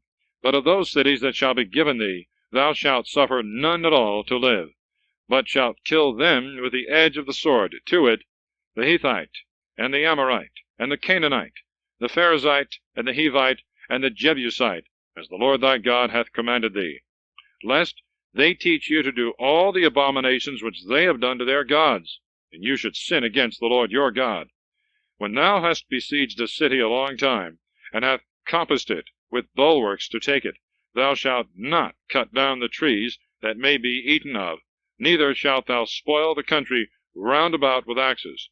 For it is a tree and not a man, neither can it increase the number of them that fight against thee.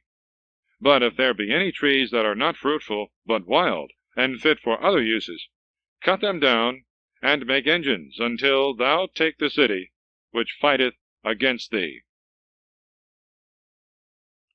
Chapter 21. The expiation of a secret murder. The marrying a captive. The eldest son must not be deprived of his birthright for hatred of his mother. A stubborn son is to be stoned to death. When one is hanged on a gibbet, he must be taken down the same day and buried. When there shall be found in the land which the Lord thy God will give thee the corpse of a man slain, and it is not known who is guilty of the murder, thy ancients and judges shall go out, and shall measure from the place where the body lieth the distance of every city round about. And the ancients of that city, which they shall perceive to be nearer than the rest, shall take a heifer of the herd, that hath not drawn in the yoke, nor plowed the ground. And they shall bring her into a rough and stony valley, that never was plowed nor sown. And there they shall strike off the head of the heifer. And the priests, the son of Levi, shall come, whom the Lord thy God hath chosen to minister to him, and to bless in his name, and that by their word every matter should be decided. And whatsoever is clean or unclean should be judged. And the ancients of that city shall come to the person slain, and shall wash their hands over the heifer that was killed in the valley, and shall say, Our hands did not shed this blood, nor did our eyes see it. Be merciful to thy people Israel, whom thou hast redeemed, O Lord, and lay not innocent blood to their charge in the midst of thy people Israel, and the guilt of blood shall be taken from them. And thou shalt be free from the innocent's blood that was shed, when thou shalt have done what the Lord hath commanded thee. If thou go out to fight against thy enemies, and the Lord thy God deliver them into thy hand, and thou lead them away captives, and seest in the number of the captives a beautiful woman, and lovest her, and wilt have her to wife, thou shalt bring her into thy house, and she shall shave her hair, and pare her nails, and shall put off the raiment wherein she was taken, and shall remain in thy house, and mourn for her father and mother 1 month. And after that thou shalt go in unto her, and shalt sleep with her, and she shall be thy wife. But if afterwards she please thee not, thou shalt let her go free, but thou mayest not sell her for money, nor oppress her by might, because thou hast humbled her. If a man have 2 wives, one beloved and the other hated, and they have had children by him, and the son of the hated be the firstborn, and he meaneth to divide his substance among his sons, he may not make the son of the beloved the firstborn, and prefer him before the son of the hated. But he shall acknowledge the son of the hated for the firstborn, and shall give him a double portion of all he hath. For this is the first of his children, and to him are due the first birthrights. If a man have a stubborn and unruly son, who will not hear the commandments of his father or mother, and being corrected slighteth obedience, they shall take him and bring him to the ancients of his city, and to the gate of judgment, and shall say to them, This our son is rebellious and stubborn. He slighteth hearing our admonitions. He giveth himself to revelling, and to debauchery and banquetings. The people of the city shall stone him, and he shall die, that you may take away the evil out of the midst of you, and all Israel, hearing it, may be afraid.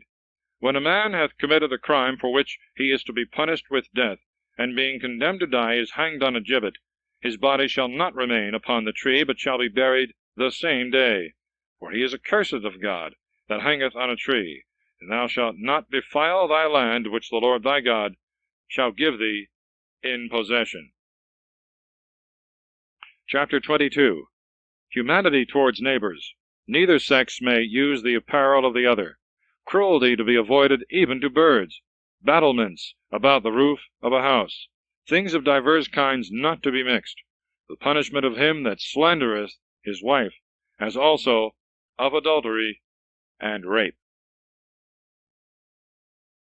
Thou shalt not pass by if thou seest thy brother's ox, or his sheep go astray, but thou shalt bring them back to thy brother.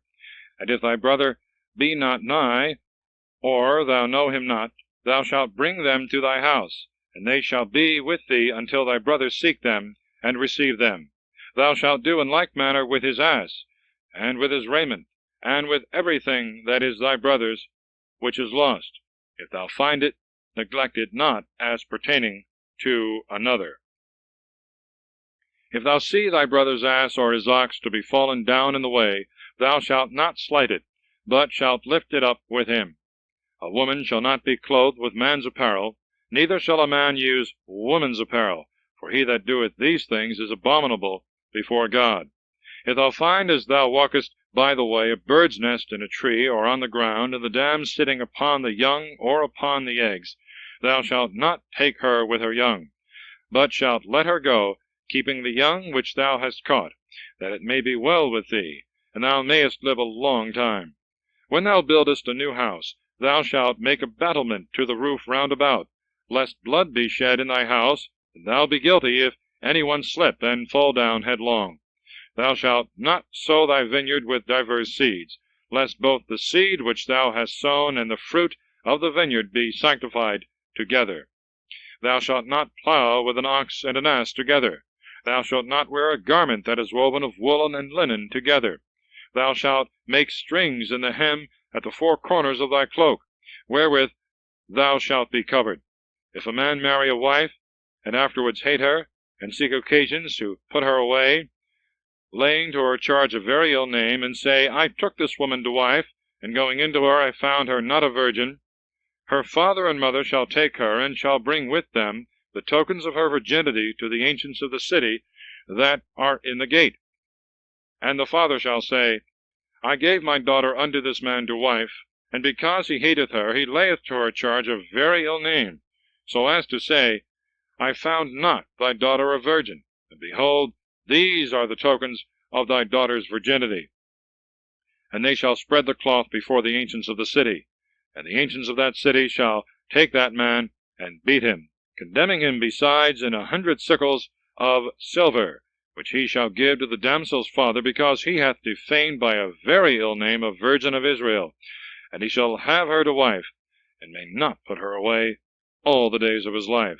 But if what he charged her with be true, and virginity be not found in the damsel, they shall cast her out of the doors of her father's house, and the men of the city shall stone her to death, and she shall die, because she hath done a wicked thing in Israel, to play the whore in her father's house. And thou shalt take away the evil out of the midst of thee.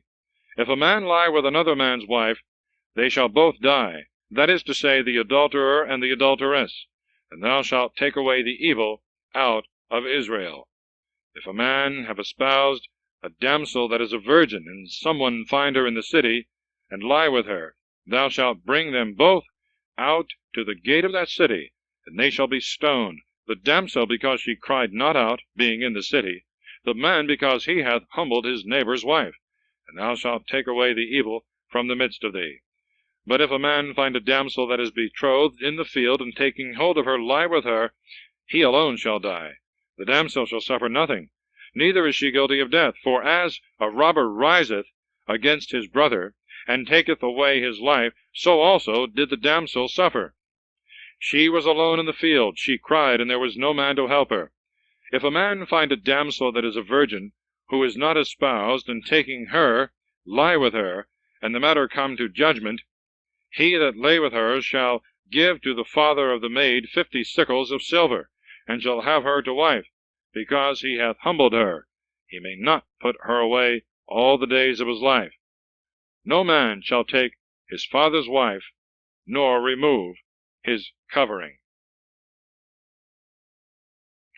Chapter 23. Who may and may not enter into the church. Uncleanness to be avoided. Other precepts concerning fugitives, fornication, usury, vows, and eating other men's grapes and corn. An eunuch whose testicles are broken or cut away, or yard cut off, shall not enter into the church of the Lord. A mamzer, that is to say, one born of a prostitute, shall not enter into the church of the Lord until the 10th generation. The Ammonite and the Moabite, even after the 10th generation, shall not enter into the church of the Lord forever, because they would not meet you with bread and water in the way when you came out of Egypt, and because they hired against thee Balaam, the son of Beor, from Mesopotamia in Syria, to curse thee. And the Lord thy God would not hear Balaam, and he turned his cursing into thy blessing, because he loved thee. Thou shalt not make peace with them, neither shalt thou seek their prosperity all the days of thy life, forever. Thou shalt not abhor the Edomite, because he is thy brother, nor the Egyptian, because thou wast a stranger in his land. They that are born of them in the 3rd generation shall enter into the church of the Lord. When thou goest out to war against thy enemies, thou shalt keep thyself from every evil thing. If there be among you any man that is defiled in a dream by night, he shall go forth out of the camp, and shall not return before he be washed with water in the evening, and after sunset he shall return into the camp. Thou shalt have a place without the camp, to which thou mayest go for the necessities of nature, carrying a paddle at thy girdle. And when thou sittest down, thou shalt dig round about, and with the earth that is dug up, thou shalt cover that which thou art eased of. For the Lord thy God walketh in the midst of thy camp, to deliver thee, and to give up thy enemies to thee. And let thy camp be holy, and let no uncleanness appear therein, lest he go away from thee. Thou shalt not deliver to his master the servant that is fled to thee. He shall dwell with thee in the place that shall please him, and shall rest in one of thy cities. Give him no trouble. There shall be no whore among the daughters of Israel, nor whoremonger among the sons of Israel. Thou shalt not offer the hire of a strumpet, nor the price of a dog in the house of the Lord thy God, whatsoever it be that thou hast vowed, because both these are an abomination to the Lord thy God. Thou shalt not lend to thy brother money to usury, nor corn, nor any other thing. But to the stranger, to thy brother, thou shalt lend that which he wanteth, without usury, that the Lord thy God may bless thee in all thy works in the land which thou shalt go in to possess. When thou hast made a vow to the Lord thy God, thou shalt not delay to pay it, because the Lord thy God will require it. And if thou delay, it shall be imputed to thee for a sin. If thou wilt not promise, thou shalt be without sin. But that which is once gone out of thy lips thou shalt observe, and shalt do as thou hast promised to the Lord thy God, and hast spoken with thy own will and with thy own mouth. Going into thy neighbor's vineyard, thou mayest eat as many grapes as thou pleasest, but must carry none out with thee. If thou go into thy friend's corn, thou mayest break the ears, and rub them in thy hand, but not reap them with a sickle.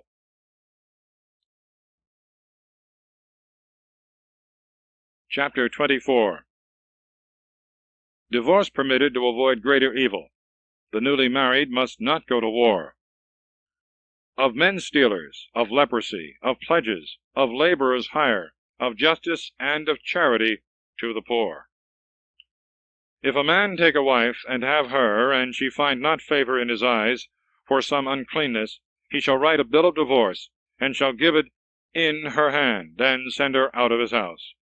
And when she is departed, and marrieth another husband, and he also hateth her, and hath given her a bill of divorce, and hath sent her out of his house, or is dead, the former husband cannot take her again to wife, because she is defiled, and is become abominable before the Lord, lest thou cause thy land to sin, which the Lord thy God shall give thee to possess. When a man hath lately taken a wife, he shall not go out to war, neither shall any public business be enjoined him, but he shall be free at home without fault, that for 1 year he may rejoice with his wife. Thou shalt not take the nether, nor the upper millstone to pledge, for he hath pledged his life to thee. If any man be found soliciting his brother of the children of Israel, and selling him shall take a price, he shall be put to death, and thou shalt take away the evil from the midst of thee. Observe diligently that thou incur not the stroke of the leprosy, but thou shalt do whatsoever the priests of the Levitical race shall teach thee, according to what I have commanded them, and fulfill thou it carefully. Remember what the Lord your God did to Mary in the way when you came out of Egypt. When thou shalt demand of thy neighbor anything that he oweth thee, thou shalt not go into his house to take away a pledge, but thou shalt stand without, and he shall bring out to thee what he hath. But if he be poor, the pledge shall not lodge with thee that night, but thou shalt restore it to him presently before the going down of the sun, that he may sleep in his own raiment, and bless thee, and thou mayest have justice before the Lord thy God. Thou shalt not refuse the hire of the needy and the poor, whether he be thy brother, or a stranger that dwelleth with thee in the land, and is within thy gates, but thou shalt pay him the price of his labor the same day before the going down of the sun, because he is poor, and with it maintaineth his life, lest he cry against thee to the Lord, and it be reputed to thee for a sin. The fathers shall not be put to death for the children, nor the children for the fathers, but every one shall die for his own sin. Thou shalt not pervert the judgment of the stranger, nor of the fatherless, neither shalt thou take away the widow's raiment for a pledge. Remember that thou wast a slave in Egypt, and the Lord thy God delivered thee from thence. Therefore I command thee to do this thing. When thou hast reaped the corn in thy field, and hast forgot and left a sheaf, thou shalt not return to take it away, but thou shalt suffer the stranger, and the fatherless, and the widow to take it away, that the Lord thy God may bless thee in the works of thy hands. If thou have gathered the fruit of thy olive trees, thou shalt not return to gather whatsoever remaineth on the trees, but shalt leave it for the stranger, for the fatherless, and the widow. If thou make the vintage of thy vineyard Thou shalt not gather the clusters that remain, but they shall be for the stranger, the fatherless, and the widow. Remember that thou also wast a bondman in Egypt, and therefore I command thee to do this thing. Chapter 25. Stripes must not exceed 40. The ox is not to be muzzled. Of raising seed to the brother. Of the immodest woman. Of unjust weight. Of destroying the Amalekites. If there be a controversy between men, and they call upon the judges, they shall give the prize of justice to him whom they perceive to be just, and him whom they find to be wicked they shall condemn of wickedness. And if they see that the offender be worthy of stripes, they shall lay him down, and shall cause him to be beaten before them. According to the measure of the sin shall the measure also of the stripes be. Yet so that they exceed not the number of 40, lest thy brother depart shamefully, torn before thy eyes. Thou shalt not muzzle the ox that treadeth out thy corn on the floor.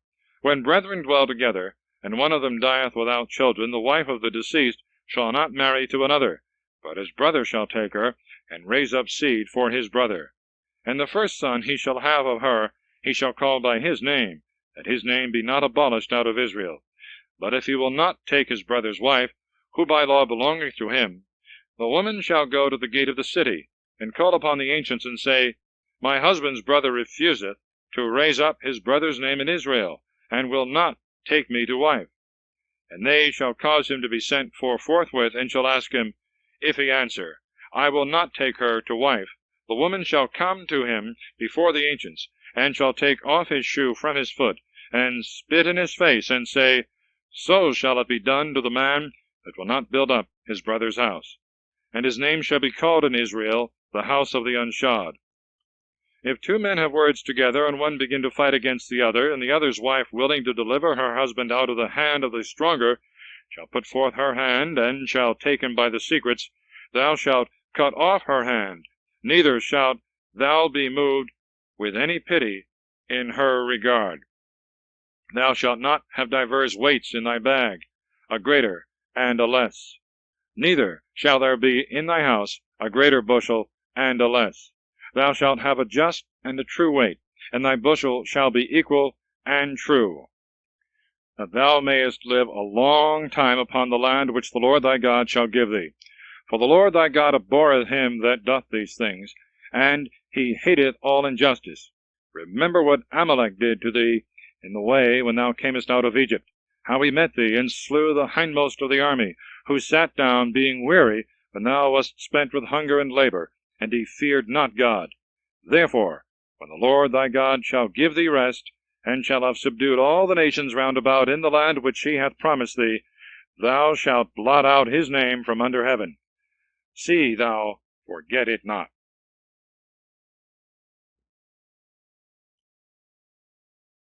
Chapter 26. The form of words with which the first fruits and tithes are to be offered. God's covenant. And when thou art come into the land which the Lord thy God will give thee to possess, and hast conquered it, and dwellest in it, thou shalt take the first of all thy fruits, and put them in a basket, and shalt go to the place which the Lord thy God shall choose, that his name may be invocated there. And thou shalt go to the priest that shall be in those days, and say to him, I profess this day before the Lord thy God that I am come into the land for which he swore to our fathers, that he would give it us. And the priest, taking the basket at thy hand, shall set it before the altar of the Lord thy God. And thou shalt speak thus in the sight of the Lord thy God. The Syrian pursued my father, who went down into Egypt, and sojourned there in a very small number, and grew into a nation great and strong, and of an infinite multitude. And the Egyptians afflicted us, and persecuted us, laying on us most grievous burdens.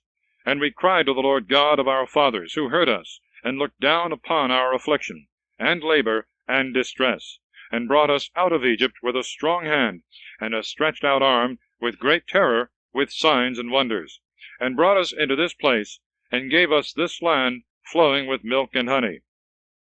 And therefore now I offer the firstfruits of the land which the Lord hath given me, and thou shalt leave them in the sight of the Lord thy God, adoring the Lord thy God.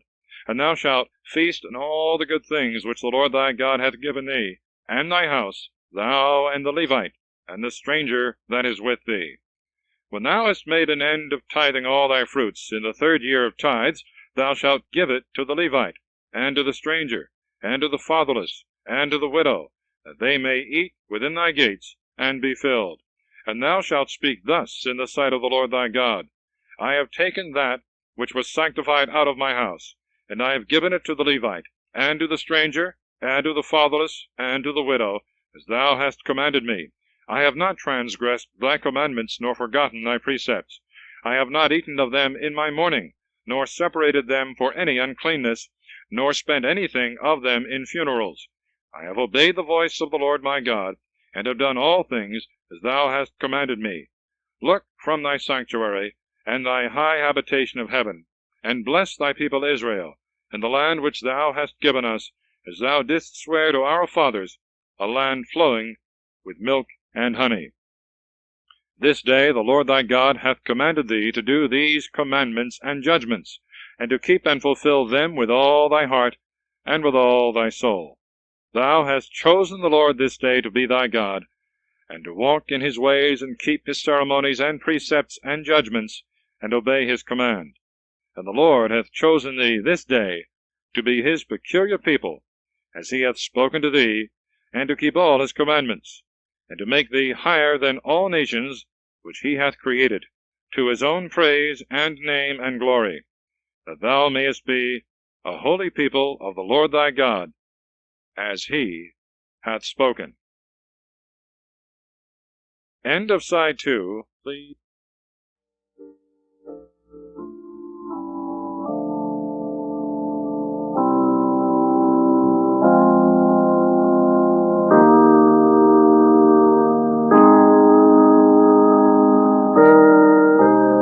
Book of Deuteronomy, chapter 27. The commandments must be written on stones, and an altar erected, and sacrifices offered. The observers of the commandments are to be blessed, and the transgressors cursed.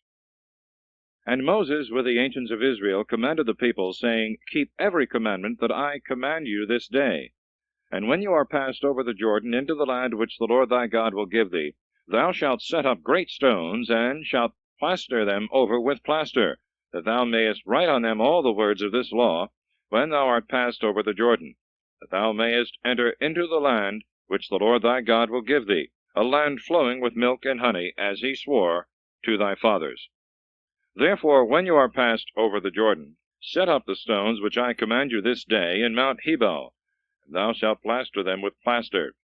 And thou shalt build there an altar to the Lord thy God of stones which iron hath not touched, and of stones not fashioned nor polished, and thou shalt offer upon it holocausts to the Lord thy God, and shalt immolate peace victims, and eat there, and feast before the Lord thy God. And thou shalt write upon the stones all the words of this law plainly and clearly. And Moses and the priests of the race of Levi said to all Israel, Attend, and hear, O Israel. This day thou art made the people of the Lord thy God. Thou shalt hear his voice, and do the commandments and justices which I command thee. And Moses commanded the people in that day, saying, These shall stand upon Mount Gerizim, to bless the people, when you are past the Jordan: Simeon, Levi, Judah, Issachar, Joseph, and Benjamin. And over against them shall stand on Mount Hebal to curse Reuben, Gad, and Aser, and Zebulun, Dan, and Naphtali. And the Levites shall pronounce, and say to all the men of Israel with a loud voice, Cursed be the man that maketh a graven and molten thing, the abomination of the Lord, the work of the hands of artificers, and shall put it in a secret place. And all the people shall answer and say, Amen. Cursed be he that honoureth not his father and mother. And all the people shall say, Amen. Cursed be he that removeth his neighbour's landmarks. And all the people shall say, Amen. Cursed be he that maketh the blind to wander out of his way. And all the people shall say, Amen. Cursed be he that perverteth the judgment of the stranger, of the fatherless and the widow. And all the people shall say, Amen. Cursed be he that lieth with his father's wife, and uncovereth his bed. And all the people shall say, Amen. Cursed be he that lieth with any beast. And all the people shall say, Amen. Cursed be he that lieth with his sister, the daughter of his father, or of his mother. And all the people shall say, Amen. Cursed be he that lieth with his mother-in-law. And all the people shall say, Amen. Cursed be he that secretly killeth his neighbor. And all the people shall say, Amen. Cursed be he that taketh gifts to slay an innocent person. And all the people shall say, Amen. Cursed be he that abideth not in the words of this law, and fulfilleth them not in work. And all the people shall say, Amen. Chapter 28. Many blessings are promised to the observers of God's commandments, and curses threaten to transgressors. Now if thou wilt hear the voice of the Lord thy God, and do and keep all his commandments, which I command thee this day, the Lord thy God will make thee higher than all the nations that are on the earth. And all these blessings shall come upon thee and overtake thee. Yet so, if thou hear his precepts, blessed shalt thou be in the city, and blessed in the field. Blessed shall be the fruit of thy womb, and the fruit of thy ground, and the fruit of thy cattle, the droves of thy herds, and the foals of thy sheep. Blessed shall be thy barns, and blessed thy stores. Blessed shalt thou be coming in and going out. The Lord shall cause thy enemies that rise up against thee to fall down before thy face. One way shall they come out against thee, and 7 ways shall they flee before thee. The Lord will send forth a blessing upon thy storehouses, and upon all the works of thy hands, and will bless thee in the land that thou shalt receive. The Lord will raise thee up to be a holy people to himself, as he swore to thee, if thou keep the commandments of the Lord thy God, and walk in his ways. And all the people of the earth shall see that the name of the Lord is invocated upon thee, and they shall fear thee. The Lord will make thee abound with all goods, with the fruit of thy womb, and the fruit of thy cattle, with the fruit of thy land, which the Lord swore to thy fathers that he would give thee. The Lord will open his excellent treasure, the heaven, that it may give rain in due season, and he will bless all the works of thy hands. And thou shalt lend to many nations, and shalt not borrow of any one. And the Lord shall make thee the head and not the tail, and thou shalt be always above and not beneath. Yet so, if thou wilt hear the commandments of the Lord thy God, which I command thee this day, and keep and do them, and turn not away from them, neither to the right hand nor to the left, nor follow strange gods, nor worship them.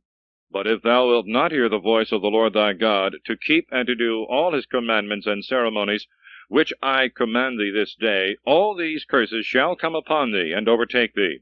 Cursed shalt thou be in the city, cursed in the field. Cursed shall be thy barn, and cursed thy stores.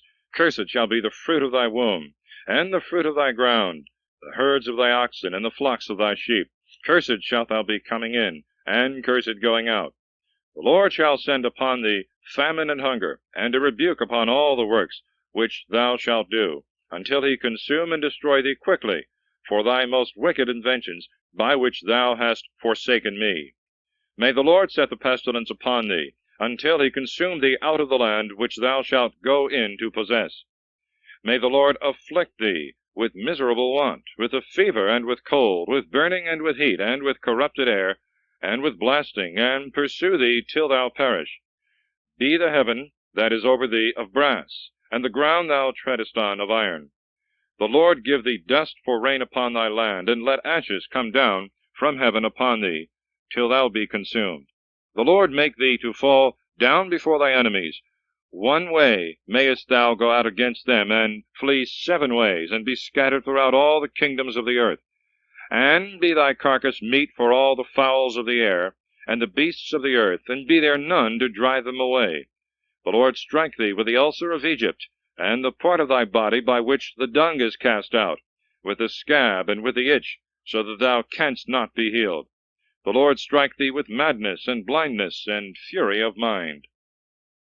And mayest thou grope at midday, as the blind is wont to grope in the dark, and not make straight thy ways. And mayest thou at all times suffer wrong, and be oppressed with violence, and mayest thou have no one to deliver thee. Mayest thou take a wife, and another sleep with her. Mayest thou build a house, and not dwell therein. Mayest thou plant a vineyard, and not gather the vintage thereof. May thy ox be slain before thee, and thou not eat thereof. May thy ass be taken away in thy sight, and not restored to thee. May thy sheep be given to thy enemies, and may there be none to help thee. May thy sons and thy daughters be given to another people, thy eyes looking on, and languishing at the sight of them all the day, and may there be no strength in thy hand. May a people which thou knowest not eat the fruits of thy land and all thy labors, and mayest thou always suffer oppression, and be crushed at all times, and be astonished at the terror of those things which thy eyes shall see. May the Lord strike thee with a very sore ulcer in the knees and in the legs, and be thou incurable from the sole of the foot to the top of the head. The Lord shall bring thee and thy king, whom thou shalt have appointed over thee, into a nation which thou and thy fathers know not, and there thou shalt serve strange gods, wood and stone. And thou shalt be lost as a proverb and a byword to all people, among whom the Lord shall bring thee in. Thou shalt cast much seed into the ground, and gather little, because the locusts shall consume all.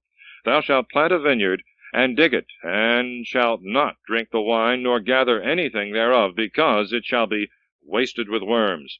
Thou shalt have olive trees in all thy borders, and shalt not be anointed with the oil, for the olives shall fall off and perish. Thou shalt beget sons and daughters, and shalt not enjoy them, because they shall be led into captivity. The blast shall consume all the trees, and the fruits of thy ground. The stranger that liveth with thee in the land shall rise up over thee, and shall be higher. Thou shalt go down, and be lower. He shall lend to thee, and thou shalt not lend to him. He shall be as the head, thou shalt be the tail. And all these curses shall come upon thee, and shall pursue and overtake thee, till thou perish, because thou heardest not the voice of the Lord thy God, and didst not keep his commandments and ceremonies which he commanded thee.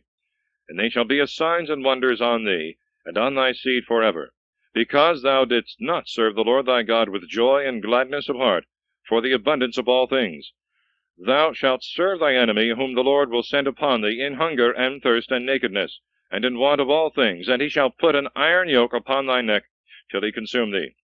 The Lord will bring upon thee a nation from afar, and from the uttermost ends of the earth, like an eagle that flieth swiftly, whose tongue thou canst not understand, a most insolent nation, that will show no regard to the ancients, nor have pity on the infant, and will devour the fruit of thy cattle, and the fruits of thy land, until thou be destroyed, and will leave no wheat, nor wine, nor oil, nor herds of oxen, nor flocks of sheep, until he destroy thee, and consume thee in all thy cities, and thy strong and high walls be brought down, wherein thou trustest in all thy land. Thou shalt be besieged within thy gates in all thy land, which the Lord thy God will give thee. And thou shalt eat the fruit of thy womb, and the flesh of thy sons and of thy daughters, which the Lord thy God shall give thee, in the distress and extremity wherewith thy enemies shall oppress thee. The man that is nice among you, and very delicate, shall envy his own brother and his wife that lieth in his bosom, so that he will not give them of the flesh of his children which he shall eat, because he hath nothing else in the siege and the want, wherewith thy enemies shall distress thee within all thy gates. The tender and delicate woman, that could not go upon the ground, nor set down her foot for overmuch niceness and tenderness, will envy her husband who lieth in her bosom, the flesh of her son and of her daughter, and the filth of the afterbirths that come forth from between her thighs, and the children that are born the same hour. For they shall eat them secretly for the want of all things, in the siege and distress, wherewith thy enemies shall oppress thee within thy gates.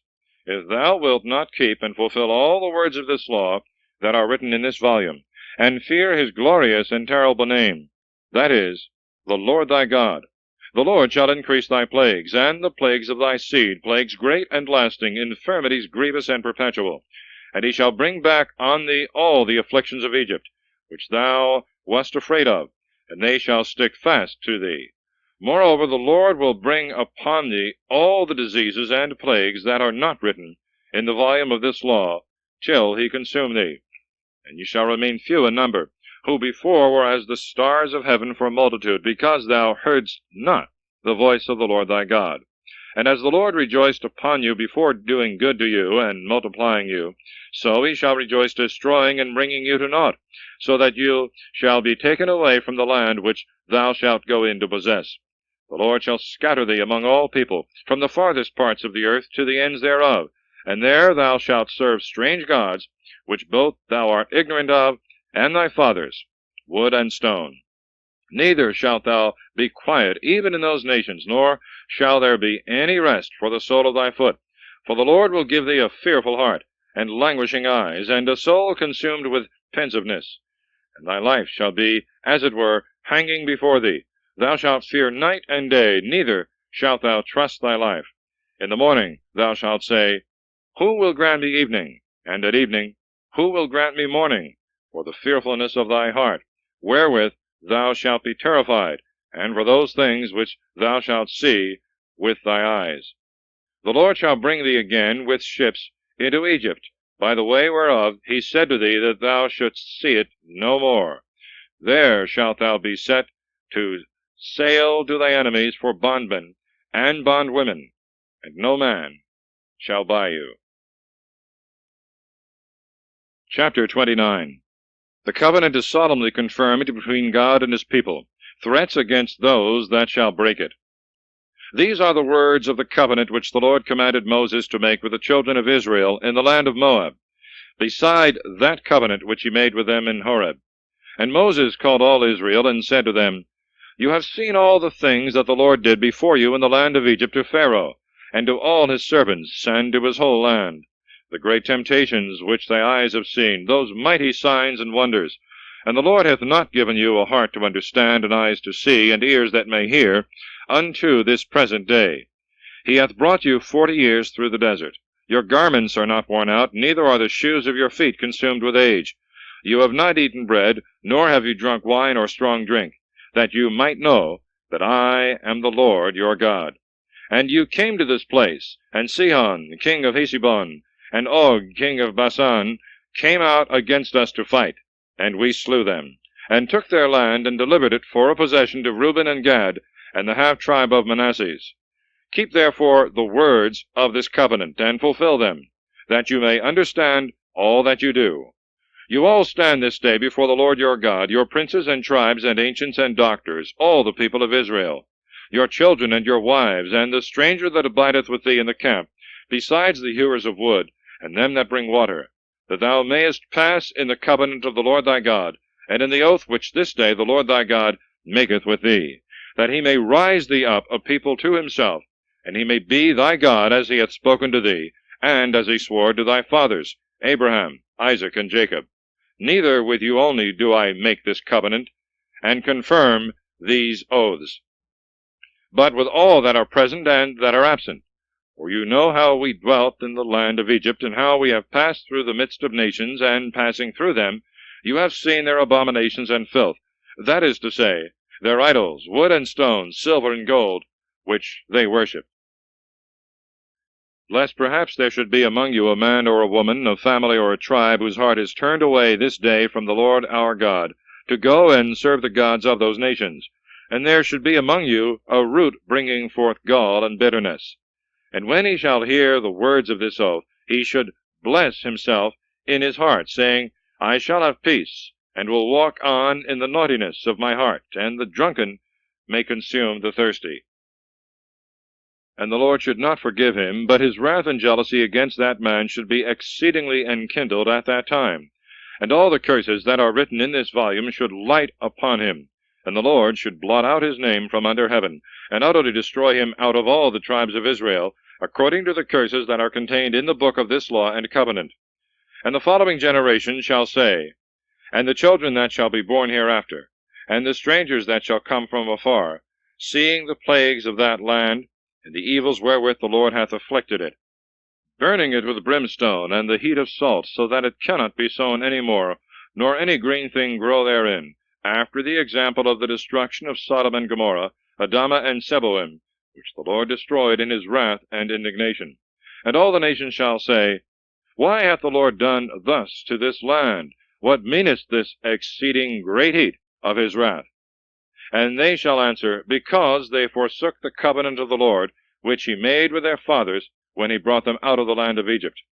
And they have served strange gods, and adored them, whom they knew not, and for whom they had not been assigned.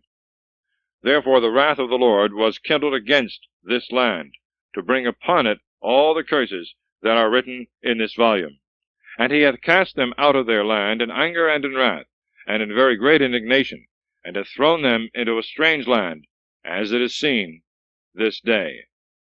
Secret things to the Lord our God, things that are manifest to us and to our children forever, that we may do all the words of this law. Chapter 30. Great mercies are promised to the penitent. God's commandment is feasible. Life and death are set before them. Now when all these things shall be come upon thee, the blessing or the curse which I have set forth before thee, and thou shalt be touched with repentance of thy heart among all the nations, into which the Lord thy God shall have scattered thee, and shalt return to him, and obey his commandments, as I command thee this day, thou and thy children, with all thy heart, and with all thy soul. The Lord thy God will bring back again thy captivity, and will have mercy on thee, and gather thee again out of all the nations into which he scattered thee before. If thou be driven as far as the poles of heaven, the Lord thy God will fetch thee back from thence, and will take thee to himself, and bring thee into the land which thy fathers possessed. And thou shalt possess it, and blessing thee, he will keep thee more numerous than were thy fathers. The Lord thy God will circumcise thy heart, and the heart of thy seed, that thou mayest love the Lord thy God with all thy heart, and with all thy soul, that thou mayest live. And he will turn all these curses upon thy enemies, and upon them that hate and persecute thee. But thou shalt return, and hear the voice of the Lord thy God, and shalt do all the commandments which I command thee this day. And the Lord thy God will make thee abound in all the works of thy hands, in the fruit of thy womb, and in the fruit of thy cattle, in the fruitfulness of thy land, and in the plenty of all things. For the Lord will return to rejoice over thee in all good things, as he rejoiced in thy fathers. Yet so, if thou hear the voice of the Lord thy God, and keep his precepts and ceremonies which are written in this law, and return to the Lord thy God with all thy heart, and with all thy soul, this commandment that I command thee this day is not above thee, nor far off from thee, nor is it in heaven, that thou shouldst say, which of us can go up to heaven to bring it unto us, and we may hear and fulfill it in work? Nor is it beyond the sea, that thou mayest excuse thyself, and say, which of us can cross the sea, and bring it unto us, that we may hear, and do that which is commanded? But the Lord is very nigh unto thee, in thy mouth, and in thy heart, that thou mayest do it. Consider that I have set before thee this day life and good, and on the other hand death and evil, that thou mayest love the Lord thy God, and walk in his ways, and keep his commandments and ceremonies and judgments. Thou mayest live, and he may multiply thee, and bless thee in the land which thou shalt go in to possess. But if thy heart be turned away, so that thou wilt not hear, and being deceived with error, thou adore strange gods and serve thee, I foretell thee this day that thou shalt perish, and shalt remain but a short time in the land, to which thou shalt pass over the Jordan, and shalt go in to possess it. I call heaven and earth to witness this day that I have set before you life and death, blessing and cursing. Choose therefore life, that both thou and thy seed may live, and that thou mayest love the Lord thy God, and obey his voice, and adhere to him, for he is thy life, and the length of thy days. Thou mayest dwell in the land for which the Lord swore to thy fathers, Abraham, Isaac, and Jacob, that he would give it to them. Chapter 31. Moses encourageth the people, and Joshua, who is appointed to succeed him. He delivereth the law to the priests. God foretelleth that the people will often forsake him, and that he will punish them. He commandeth Moses to write a catechol, as a constant remembrancer of the law. And Moses went and spoke all these words to all Israel. And he said to them, I am this day 120 years old. I can no longer go out and come in, especially as the Lord also hath said to me, Thou shalt not pass over this Jordan. The Lord thy God then will pass over before thee. He will destroy all these nations in thy sight, and thou shalt possess them. And this Joshua shall go over before thee, as the Lord hath commanded. And the Lord shall do to them as he did to Sihon and Og, the kings of the Amorites, and to their land, and shall destroy them. Therefore, when the Lord shall have delivered these also to you, you shall do in like manner to them, as I have commanded thee. Do manfully, and be of good heart. Fear not, nor be ye dismayed at their sight. For the Lord thy God, he himself is thy leader, and will not leave thee, nor forsake thee. And Moses called Joshua, and said to him before all Israel, Take courage, and be valiant, for thou shalt bring this people into the land which the Lord swore he would give to their fathers, and thou shalt divide it by lot. And the Lord, who is your leader, he himself will be with thee. He will not leave thee, nor forsake thee. Fear not, neither be dismayed. And Moses wrote this law, and delivered it to the priests, the sons of Levi, who carried the ark of the covenant of the Lord, and of all the ancients of Israel. And he commanded them, saying, After 7 years, in the year of remission, in the feast of tabernacles, when all Israel come together, to appear in the sight of the Lord thy God, in the place which the Lord shall choose, thou shalt read the words of this law before all Israel in their hearing. And the people being all assembled together, both men and women, children and strangers, that are within thy gates, that hearing they may learn and fear the Lord your God, and keep and fulfill all the words of this law, that their children also, who now are ignorant, may hear, and fear the Lord their God all the days that they live in the land whither you are going over the Jordan to possess it. And the Lord said to Moses, Behold, the days of thy death are nigh. Call Joshua, and stand ye in the tabernacle of the testimony, that I may give him a charge. So Moses and Joshua went and stood in the tabernacle of the testimony. And the Lord appeared there in the pillar of a cloud, which stood in the entry of the tabernacle. And the Lord said to Moses, Behold, thou shalt sleep with thy fathers, and this people rising up will go a-fornicating after strange gods in the land to which it goeth in to dwell. There will they forsake me, and will make void the covenant which I have made with them. And my wrath shall be kindled against them in that day. And I will forsake them, and will hide my face from them, and they shall be devoured. All evils and afflictions shall find them, so that they shall say in that day, In truth, it is because God is not with me, that these evils have found me. But I will hide and cover my face in that day for all the evils which they have done, because they have followed strange gods. Now therefore write you this canticle, and teach the children of Israel, that they may know it by heart, and sing it by mouth. This song may be unto me for a testimony among the children of Israel. For I will bring them into the land, for which I swore to their fathers, that floweth with milk and honey. And when they have eaten, and are full and fat, they will turn away after strange gods, and will serve them, and will despise me, and make void my covenant. And after many evils and afflictions shall have come upon them, this canticle shall answer them for a testimony, which no oblivion shall take away out of the mouth of their seed. For I know their thoughts, and what they are about to do this day, before that I bring them into the land which I have promised them. Moses therefore wrote the canticle, and taught it to the children of Israel. And the Lord commanded Joshua the son of Nun, and said, Take courage, and be valiant, for thou shalt bring the children of Israel into the land which I have promised, and I will be with thee. Therefore, after Moses had wrote the words of this law in a volume, and finished it, he commanded the Levites, which carried the ark of the covenant of the Lord, saying, Take this book, and put it in the side of the ark of the covenant of the Lord your God, that it may be there for a testimony against thee. For I know thy obstinacy, and thy most stiff neck. While I am yet living and going in with you, you have always been rebellious against the Lord. How much more when I shall be dead? Gather unto me all the ancients of your tribes and your doctors, and I will speak these words in their hearing, and will call heaven and earth to witness against them. For I know that after my death you will do wickedly, and will quickly turn aside from the way that I have commanded you, and evil shall come upon you in the latter times, when you shall do evil in the sight of the Lord, to provoke him by the works of your hands. Moses therefore spoke, in the hearing of the whole assembly of Israel, the words of this canticle, and finished it even to the end.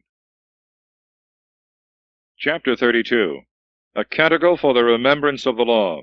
Moses is commanded to go up into a mountain, from whence he shall see the promised land, but not enter into it. Hear, O ye heavens, the things I speak. Let the earth give ear to the words of my mouth. Let my doctrine gather as the rain. Let my speech distill as the dew, as a shower upon the herb, and as drops upon the grass. Because I will invoke the name of the Lord. Give ye magnificence to our God. The works of God are perfect, and all his ways are judgments. God is faithful and without any iniquity. He is just and right. They have sinned against him, and are none of his children in their filth. They are a wicked and perverse generation. Is this the return thou makest to the Lord, O foolish and senseless people? Is not he thy Father, that hath possessed thee, and made thee, and created thee? Remember the days of old, think upon every generation. Ask thy father, and he will declare to thee, thy elders, and they will tell thee.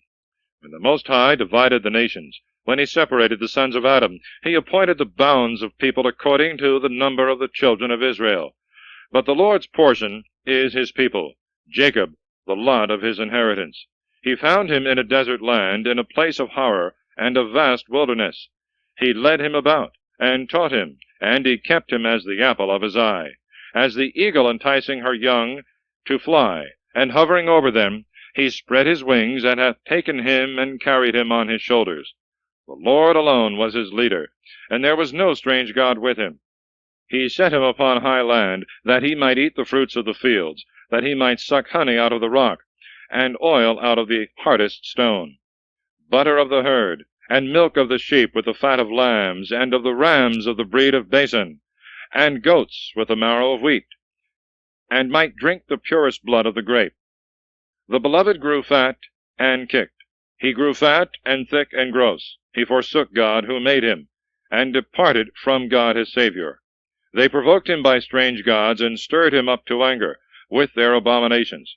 They sacrificed to devils, and not to God, to gods whom they knew not, that were newly come up, whom their fathers worshipped not. Thou hast forsaken the God that begot thee, and hast forgotten the Lord that created thee. The Lord saw, and was moved to wrath, because his own sons and daughters provoked him. And he said, I will hide my face from them, and will consider what their last end shall be. For it is a perverse generation, and unfaithful children. They have provoked me with that which was no God, and have angered me with their vanities. And I will provoke them with that which is no people, and will vex them with a foolish nation. A fire is kindled in my wrath, and shall burn even to the lowest hell, and shall devour the earth with her increase, and shall burn the foundations of the mountains. I will heap evils upon them, and will spend my arrows among them. They shall be consumed with famine, and birds shall devour them with a most bitter bite. I will send the teeth of beasts upon them, with the fury of creatures that trail upon the ground, and of serpents. Without the sword shall lay them waste, and terror within, both the young man and the virgin, the sucking child with the man in years. I said, Who are they? I will make the memory of them to cease from among men. But for the wrath of the enemies I have deferred it, lest perhaps their enemies might be proud, and should say, Our mighty hand, and not the Lord, hath done all these things. They are a nation without counsel, and without wisdom. Oh, that they would be wise, and would understand, and would provide for their last end. How should one pursue after 1,000, and two chase 10,000? Was it not because their God had sold them, and the Lord had shut them up? For our God is not as their gods. Our enemies themselves are judges. Their vines are of the vineyard of Sodom, and of the suburbs of Gomorrah. Their grapes are grapes of gall, and their clusters most bitter. Their wine is the gall of dragons, and the venom of asps, which is incurable. Are not these things stored up with me, and sealed up in my treasures? Revenge is mine, and I will repay them in due time, that their foot may slide. The day of destruction is at hand, and the time makes haste to come. The Lord will judge his people, and will have mercy on his servants. He shall see that their hand is weakened, and that they who were shut up have also failed, and they that remained are consumed.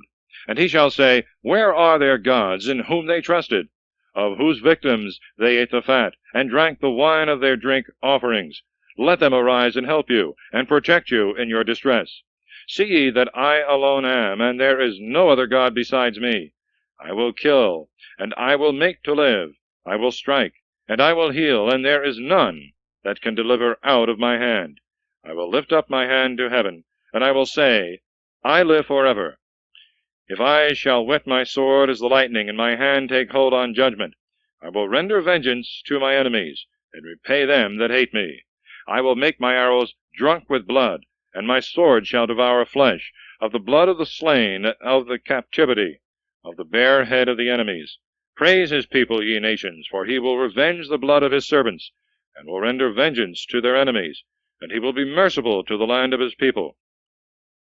So Moses came and spoke all the words of this canticle in the ears of the people, and Joshua the son of Nun. And he ended all these words, speaking to all Israel. And he said to them, Set your hearts on all the words which I testify to you this day, which you shall command your children to observe and to do, and to fulfill all that is written in this law.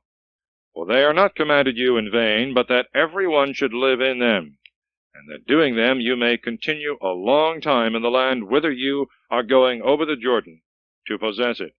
And the Lord spoke to Moses the same day, saying, Go up into this mountain Abarim, that is to say, of passages, unto Mount Nebo, which is in the land of Moab, over against Jericho, and see the land of Canaan, which I will deliver to the children of Israel to possess, and die thou in the mountain. When thou art gone up into it, thou shalt be gathered to thy people, as Aaron thy brother died in Mount Hor, and was gathered to his people.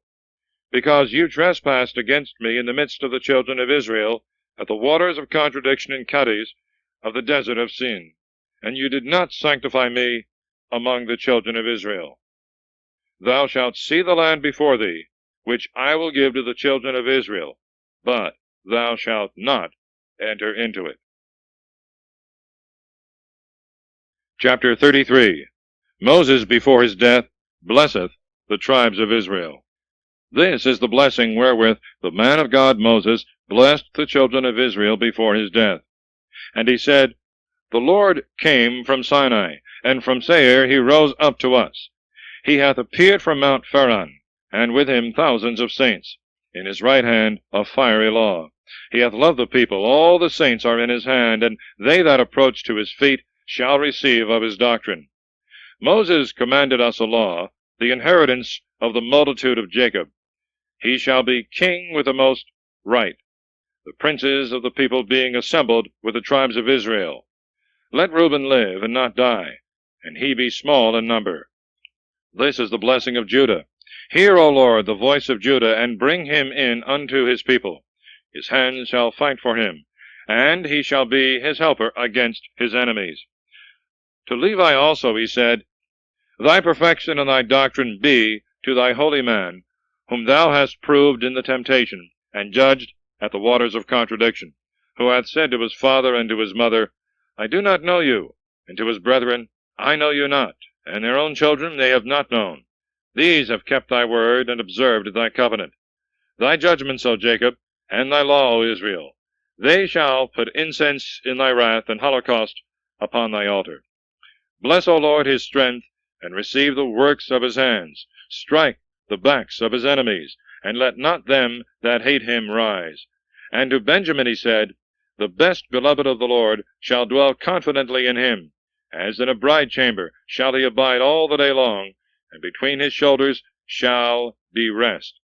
To Joseph also he said, Of the blessing of the Lord be his land, of the fruits of heaven, and of the dew, and of the deep that lieth beneath, of the fruits brought forth by the sun and by the moon, of the tops of the ancient mountains, of the fruits of the everlasting hills, and of the fruits of the earth, and of the fullness thereof, the blessing of him that appeared in the bush, come upon the head of Joseph, and upon the crown of the Nazarite among his brethren.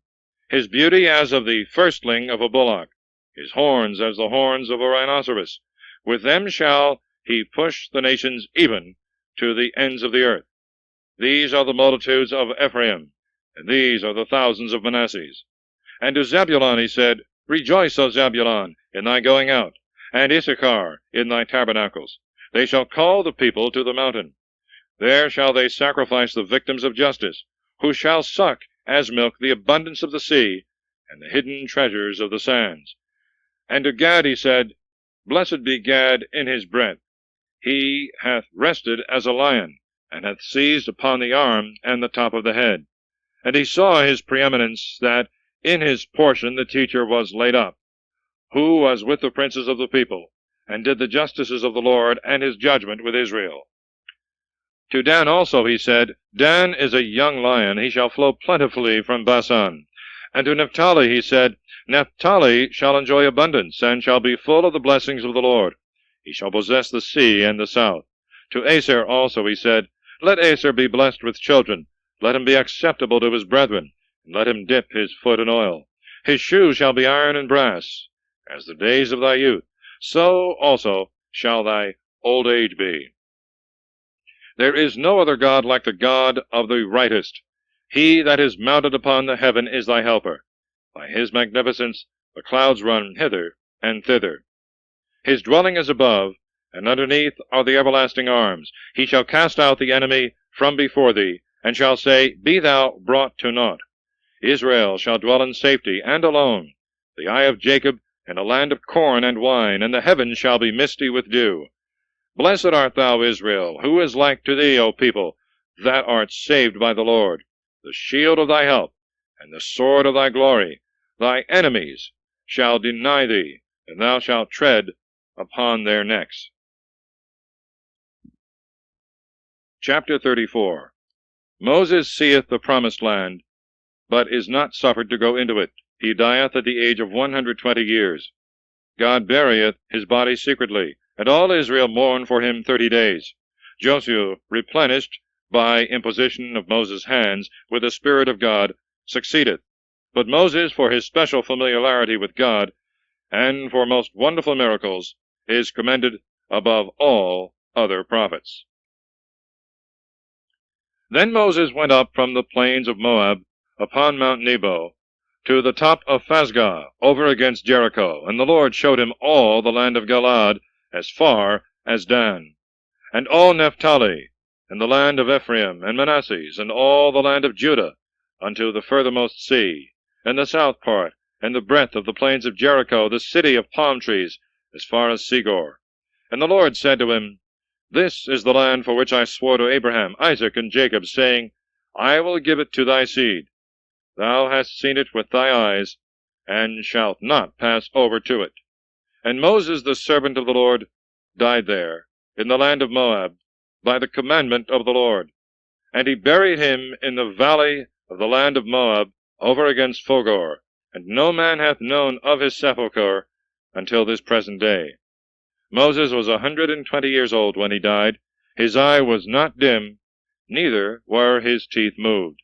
And the children of Israel mourned for him in the plains of Moab 30 days, and the days of their mourning, in which they mourned for Moses, were ended.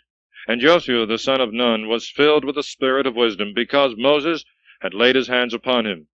And the children of Israel obeyed him, and did as the Lord commanded Moses.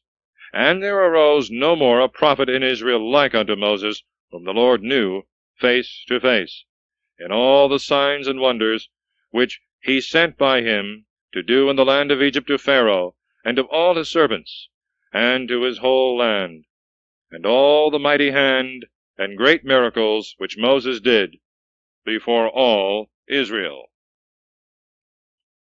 Thus ends the book of Deuteronomy and the 5 books of Moses. End of Side 1. Please